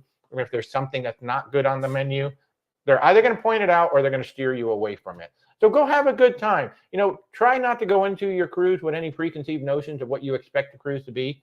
Take it for what it is. Take it for what it is. Oh, and know that on sea days, when you have a sea day, pools are going to be jammed. All right. If you want a seat, a lounger, whatever, up by the pool, I mean, you got to be out there at 5 a.m. anymore just to get a seat because there's so many chair hogs out there. But that's true of any cruise ship. So don't think that that's, you know, unique just to this ship. But have a good time. You know, of course, Guy's Burger is like a rite of passage. Seems like everybody who goes on Carnival, I didn't have one, but it does seem to be a rite of passage. So for rooms and beds, the best room type or line for a single dad. So if it's the three of you, except for Disney, most cruise line beds, while they may show the picture with it as one bed, they split apart. Yeah. So probably you would have, you know, one person in one single bed, another person in another single bed, and the third person in the sofa bed. Yeah. So the two beds split, and then it's going to be a sofa bed, or there may be a Murphy bed that drops down from the ceiling, depending on the configuration. So there is no best room type. Every cruise line has a room specifically set up for 3 people. You just need to look to see, well, what is that configuration? So you can get an interior, an ocean view, a balcony, a suite. You can generally get all 4 of those categories, depending on the ship, in a 3-person setup. And so 2 people are going to sleep on the split beds, and then that third person is either going to sleep on a sofa. It might be a pull-out bed, or it could be a Murphy bed that drops down from the ceiling. And just be aware, even if you request that the beds are set up as singles, if you walk into your room and by some chance it hasn't been switched, just let your room steward know, and they will, before bedtime, they will get it fixed up for you. Absolutely. So it's 2 singles instead of 1. Absolutely. And that does happen. You know, on turnaround day, they're turning around hundreds of thousands of cabins on a ship. And sometimes they don't get that right. So you're going to walk in and see a single bed. You're going to be like, whoops. So just tell your room steward, can you please split the beds? And by the time you come back for dinner, the beds will be split. Tricia, you're thinking of an MSC Yacht Club room. Should you save and do an interior or splurge on the balcony? That's up to you. I don't know what else you want to spend the money on. So that interior suite is the one that we've been looking at, actually, because it's such a good price. And you get 24-hour butler, you get a concierge, you get a restaurant, you get a pool, you get the lounge, you get everything, right? So that's totally up to you, what you want to spend the money on. So I don't really have advice as to one or the other. You know, how important is that balcony? Do you really want it? How much do you use it? Are you actually going to sit out there and use it a lot? We actually didn't use ours quite as much on this last one as we typically do. And we did do the interior cabin on the Sky Princess, and it was, I mean, it's like 170 square feet or something like that. It was big. That one is even bigger. So it's totally up to you, but you're not going to have any issues, you know, either way. Celebrity having issues with norovirus. I mean, they're all. I just wanted to point out that even the ships that have had some norovirus outbreaks, and they're required to report them, that's why you hear about them. Right. It's been less than 1% of the passengers Exactly. who get ill. Exactly. So it's not an issue with norovirus so much. It makes great headlines. Certainly makes great headlines. But because they have to report it, and in fact, there was a report in one, I think it was actually the Points guy who pointed it out and said it's less than 1% of all norovirus cases being reported are on cruise ships. So it's really not, they're not having an issue with it. You know, people aren't washing their hands. Yeah, I mean, that's basically everybody. Wash your hands. Before the pandemic, we were on I think it was Holland America. They had over 300 people got sick on the cruise right before there was a notice waiting for us on the bed. Hey, we had a norovirus outbreak on the previous sailing. These are the procedures that we're instituting, and on our sailing, nobody got sick. So cruise lines are well prepared to handle it. Thoughts on the Allure? Really good. The Oasis class is a lot of fun. You know, we went on Symphony, so a lot of fun. I love I absolutely love Central Park. I didn't think I was going to like it as much as I did. I really enjoyed Central Park. I like the Park Cafe. The promenade is huge. The water show was fabulous. The Broadway and the original show is fabulous. The ice skating show is fabulous. There was so much to do. And Playmakers, Playmakers make the best chicken wing. Thank you, Stephanie, for telling us that. Stephanie Mullen told us, like, you got to go have the wings in Playmaker, and she was absolutely right. So really good. Which ship has the best food? The best overall food on a cruise ship today is Disney and Virgin. They have the best overall food. And then behind that, it's going to be Celebrity and Princess. So overall. Norwegian has amazing specialty dining. Judy, you're going on Carnival Celebration in December. Just booked for November on the Vista. Yay! Awesome. Any cruise line sells single room? Yes, a bunch of them. Norwegian, Celebrity, Holland, Royal Caribbean, Virgin Voyages. Those are the big 5 that I know of off the top of my head. But all 5 of those sell solo rooms. Tricia, you want to go on a special cruise for your anniversary? Celebrity or MSC Yacht Club? So 2 completely different experiences, okay? When you're in the yacht club, you're going to have that top tier experience, okay? You're paying for the yacht club. You're going to have your butler, your concierge. You're going to have your own lounge. You're going to have your own restaurant. You're going to have your own pool. You're going to have that top tier experience. When you go into the rest of the ship, you are on a family cruise line. So you are going to have a family cruise line experience. You're going to have a lot of people. The main dining room, should you happen to want to go to the main dining room, is not the best. The buffet is not going to be the best compared to what you're getting up there. On a Celebrity ship, if you're in the retreat and then you go to the rest of the ship, there's much less of a difference. Celebrity overall is like a luxury resort experience throughout the ship. MSC is a family cruise line throughout the ship and a luxury experience up in the yacht club. That's why there's such a big difference in the pricing on those 2 cruise lines, okay?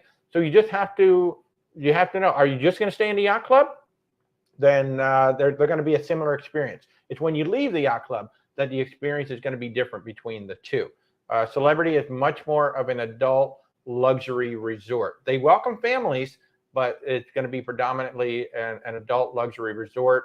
I like the solarium pool on Celebrity. I like more than the jungle pool. But MSC is a great cruise line. It's just when you leave. It's just when you leave that yacht club, you're going to have two completely different experiences. So, Macrina over here says, do we plan on sailing the Carnival Venezia Italian style? Yes, we do. And in fact, they call it I just printed it out, the Venice class. They've actually renamed those two ships the Venice class, which is a lot of fun.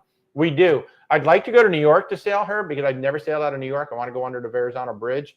I really want to do that sail away. She looks amazing. But everything I'm seeing online makes me want to go on the Carnival Venezia more. She looks amazing. So, Walter, how could I not eat a guy's burger? I know! Shaq's Chicken. That's all I can tell you. At least when we were on the Mardi Gras, Shaq's Chicken was amazing. So, okay, I'm going to have a guy's burger. No, I'm going to go have a Shaq's Chicken. That's basically how it worked every single time. Every single time. So, yep, keep your hands washed. Keep sanitizer around. So, yes. Do all ships have interior suites? No. Most all ships have interior cabins, but not all of them have interior suites. Really, the Yacht Club on MSC is one of the only ones that I know of offhand. Yeah, I can't think of another one. Yeah, and then Viking doesn't have any interiors whatsoever. Virgin has very limited interiors. I think 93% of their cabins are all balconies. So Central Park was your favorite on Allure. Awesome. Getting a balcony makes a huge difference in your cruise experience with parents. Yeah, you know, and for some people, the reason why a lot of people like the interior that I've always heard is they like the blackness at night. They just want it to be totally black, which honestly on a balcony, when you pull that curtain, it's really dark. But in the morning, some of that light will start to bleed up over the top. I mean, that's just the way it is. And if you are in an interior and you want to know what's going on outside, you just simply leave the TV tuned into the bridge cam, and instantly you've got an ocean view window. So, but yeah, I mean, a balcony, it just depends on what your needs are. And certainly, especially like with kids, of course, you got to be very careful with kids. Make sure you don't leave them unattended out there with the railings and all of that. But I do like the ability, especially at night. That's when I like the balconies the most, actually. I like to sit out at night and look up at the stars. I absolutely love it. So, Gabby, thoughts on the Carnival Elation? I've not sailed on that one specifically, so I do not know. You didn't like the Allure Steakhouse. You know, I got to say, on the Symphony of the Seas, Crown Grill was okay. The Crown Grill on Sky Princess, that's the best steakhouse I've eaten at, period. Even better than the Wake. That's actually my disappointing thing on Virgin Voyages is the Wake. It's supposed to be the steakhouse.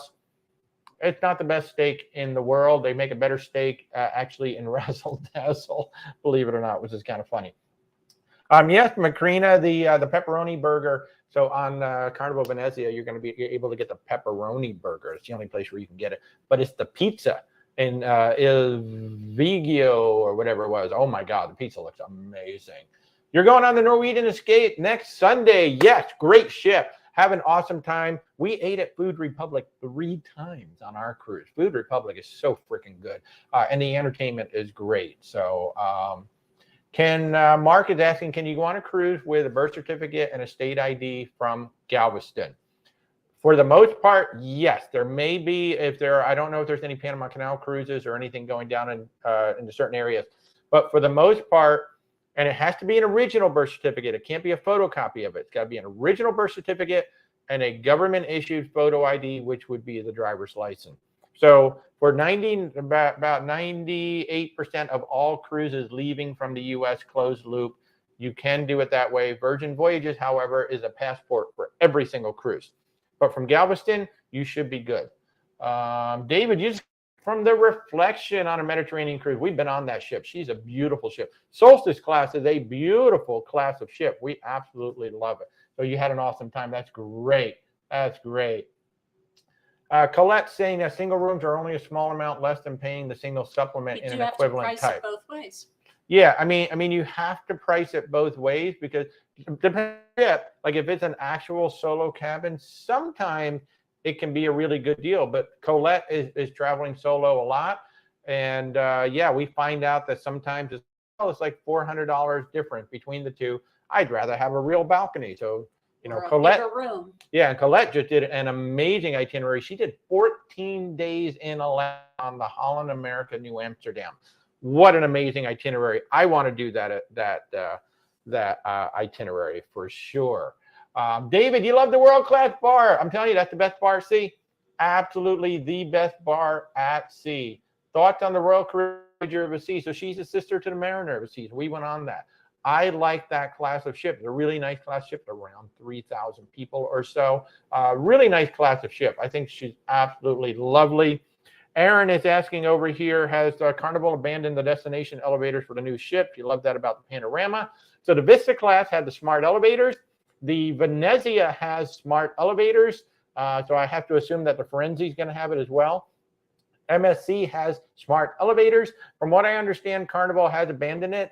Certainly the Excel class ship do not have it. If you don't know what a smart elevator is, I loved it on the MSC side. You can see my TikTok all about it, or over on YouTube, you can see it there.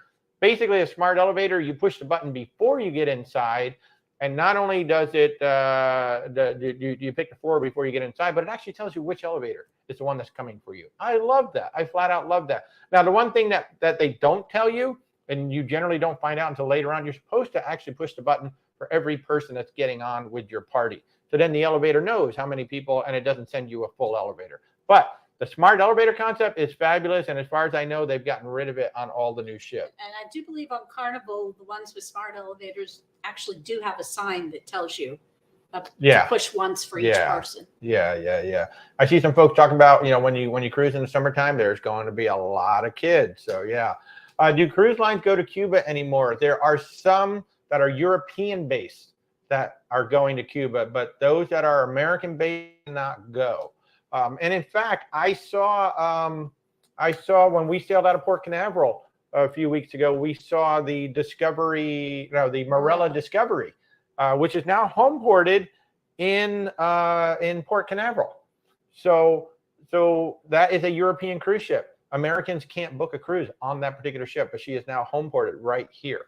So it's possible that one may have an itinerary that goes to Cuba, but Americans cannot book on that, and none of the American based.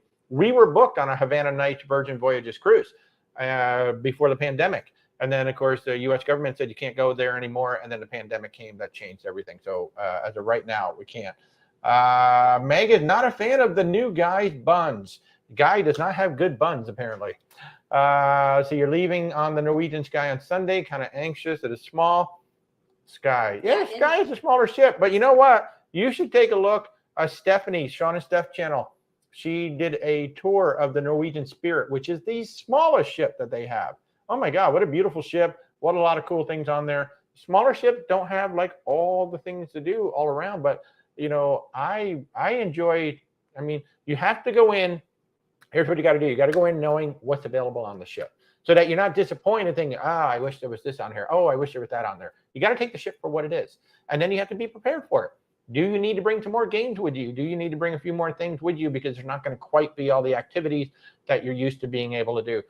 Sometimes these smaller ships are fabulous that they don't have a lot on them because you're kind of forced to reconnect, with the ocean or maybe reconnect with those around you. So, but have a good time. I hope you have a great time. You just got off the Bliss. I'll tell you what, that Bliss is a good looking ship. She's got 6 on it. Really nice. Photo ID, driver's license must have a star symbol on it to be valid. Is that the case now? They do need to have that? For flying, I know, but I don't know about cruise ships. Yeah, that I do not know offhand. We've always traveled with a passport, so. So what's our next cruise this year? As of right now, it's November 18th on the Valiant Lady. There are plenty of room. If you'd like to join us, we have, I believe, 14 cabins booked right now in our group, and you will get some extra onboard credit if you book with our group. We have a 30th wedding anniversary, and we have an 80th birthday party in our group. So if you'd like to come join us, the Valiant Lady, November 18th, 8 nights out of Miami. Do smart elevators make disembarkation day easier? I don't know. We left early. Yeah, we were on a high deck anyway. Yeah. But I think even if you press the elevator once for every person, it doesn't take into account the luggage. Yeah. So one of my tips were, so we happened to be on deck 15 on the MSC side, so there was only one deck above us. So we had no problem. If you're on a lower deck, my advice is actually take the elevator up to the topmost floor on the ship and then go back down. Because if you're standing there, like if you're in the middle of a ship, you could be waiting 30 minutes, 45 minutes for an elevator with enough room to get on depending on what time you're trying to get off the ship. We walked off the ship at 7:15 in the morning. We did an express walk off. We happened to be on deck 15. That was fine. But on the Carnival Mardi Gras, we were on deck 12, I think it was. So in the morning, we took the elevator up to the pool deck. So we were already at the high deck. Breakfast at Blue Iguana. Yeah, we had breakfast at Blue Iguana. And then when we got off the ship, we had no problem getting an elevator and going down. So that's my advice for disembarkation day. Go up and then go down. It's probably going to be faster. And with a smart elevator, you'd have to go up, get out, press the one, and go back. So have we been on the Norwegian Getaway? We have. Actually, fabulous ship. Great ship. In fact, she has that dinner in the round, like a little dinner theater type thing. Absolutely fabulous. And her outdoor bar is a mojito bar down on the not Ocean Boulevard, the ocean front. Really, really nice. How often do we cruise? As much as we can.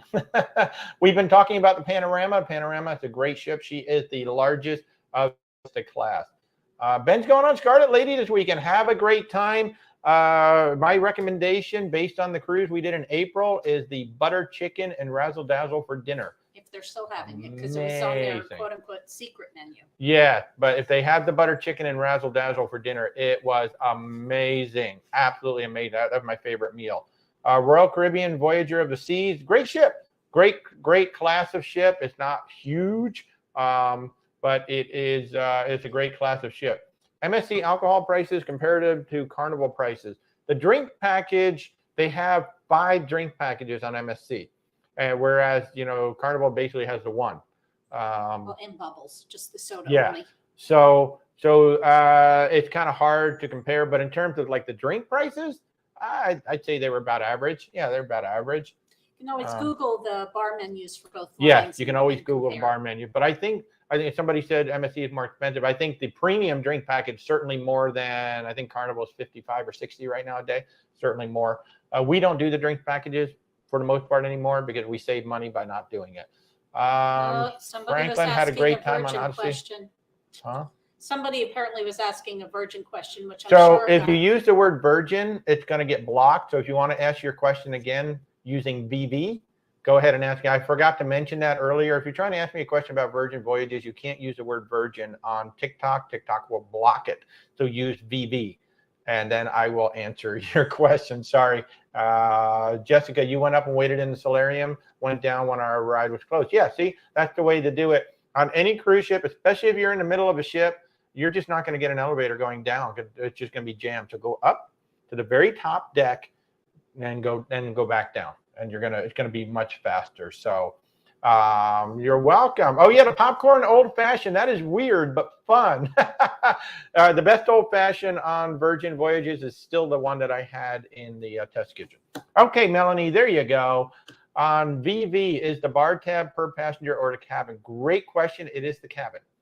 Although you do have to, if you want both people to use it, you do have to set up that the main person is covering the other person's expenses. Yeah. So you just have to kind of set it up that they're kind of linked together, that the main sailor. But it is per cabin, and you can buy drinks for anybody. That's the other thing I love about Virgin Voyages and the bar tab. You are not going to be kicked off the ship if you buy a drink for somebody else and slapped and put in jail and all that good stuff. You can buy drinks for anybody. And I've got some folks who have like a $600 bar tab and a $600 onboard credit. They've got $1,300 to spend on the ship. I told them, I'm like, buy a round for everybody at the bar. You'll be a good friend. 258 days to your cruise on the Mardi Gras. You're welcome, Melanie. It's MSC Seaside, a nice ship. We had a good time on that ship. It was great. How do we handle tips added to the cabin per person? You can pay for them in advance, prepaid gratuities, like before you get on the ship, or when you're on the ship, they will just simply be added to your bill at the end of the cruise. Usually, like, I think they showed up on the second or third day of our cruise. They showed up. Some lines do it once per day. Some lines add it all at one time. It just depends. And then if you feel like you've gotten good service from your room steward, you can leave a little something in cash at the end of the cruise. but you're not required to in any way. Would I work on a cruise ship? Yeah, if I could work in creative and marketing, I totally would. Sea Legs, you like the blue shirt? Thank you. It is one of my newer things. Again, if you're watching on YouTube, there's a link in the description, and if you're on TikTok, just click my logo. There's a link to my store. This is one of my shirts. It says "To travel is to live" on the back of it. So yeah, it comes in pretty much any color you want to get it in. So yeah. And the pool is very small on Virgin Voyages, extremely small. So be aware of that. It's more of a lounge pool. It's not a swimming pool. It's a lounge pool. On Royal Caribbean, do you have to tip per drink if you don't have a drink package? No, they're going to add it in. They're going to put the gratuity in there. Yeah. You can add more if you want, but they're going to put the gratuity in the drink. They will automatically, you'll see it. For drinks and spa services, you automatically get gratuity. Yeah, you absolutely will. You're going to be on the seaside next Sunday. Any recommendation? Pizza. Well, the pizza is really good, and get an affogato from a chocolate shop. Absolutely amazing. And bring earplugs. If you're at all sensitive to sound, bring earplugs to the theater shows. Yeah, the theater is stupid loud. At least it was on the seaside. It was stupid. You're going to be on the seaside. So the theater was really loud. There you go. Okay, folks, we're going to wrap it up. It's been 2 hours. 2 freaking hours. According to my clock on YouTube, 2 hours and 5 minutes is what we've been doing. So we're going to wrap this up now, folks, because I have a meeting very shortly that I have to do with my client. So again, if you want to reach out to us, here's the information. Click the logo on YouTube. Just go into the description, click the link. Our services are free. We would love to help you plan your cruise, your travel, whatever you guys want to do. Just reach out to us. We would be more than happy. Our services are 100% free to you. You do not have to worry about paying charges to us. We do not charge a research fee. We do not charge anything else. So we are here to help you. And that's why we do this every Sunday. You know, we just like to come on here and talk to you guys and offer you some advice and all that good stuff. So for those of you on YouTube, thank you so much for joining in the Simulcast. We'll be back on YouTube Thursday night, 8:30 p.m. Eastern time. Every Thursday night, we do YouTube only at 8:30 p.m. Eastern time. And then every Sunday morning, we're right back here at 10:30 a.m. Eastern time on TikTok with the Simulcast over on YouTube. So everybody on the YouTube side, thank you so much. Have a great rest of your day wherever you are in this amazing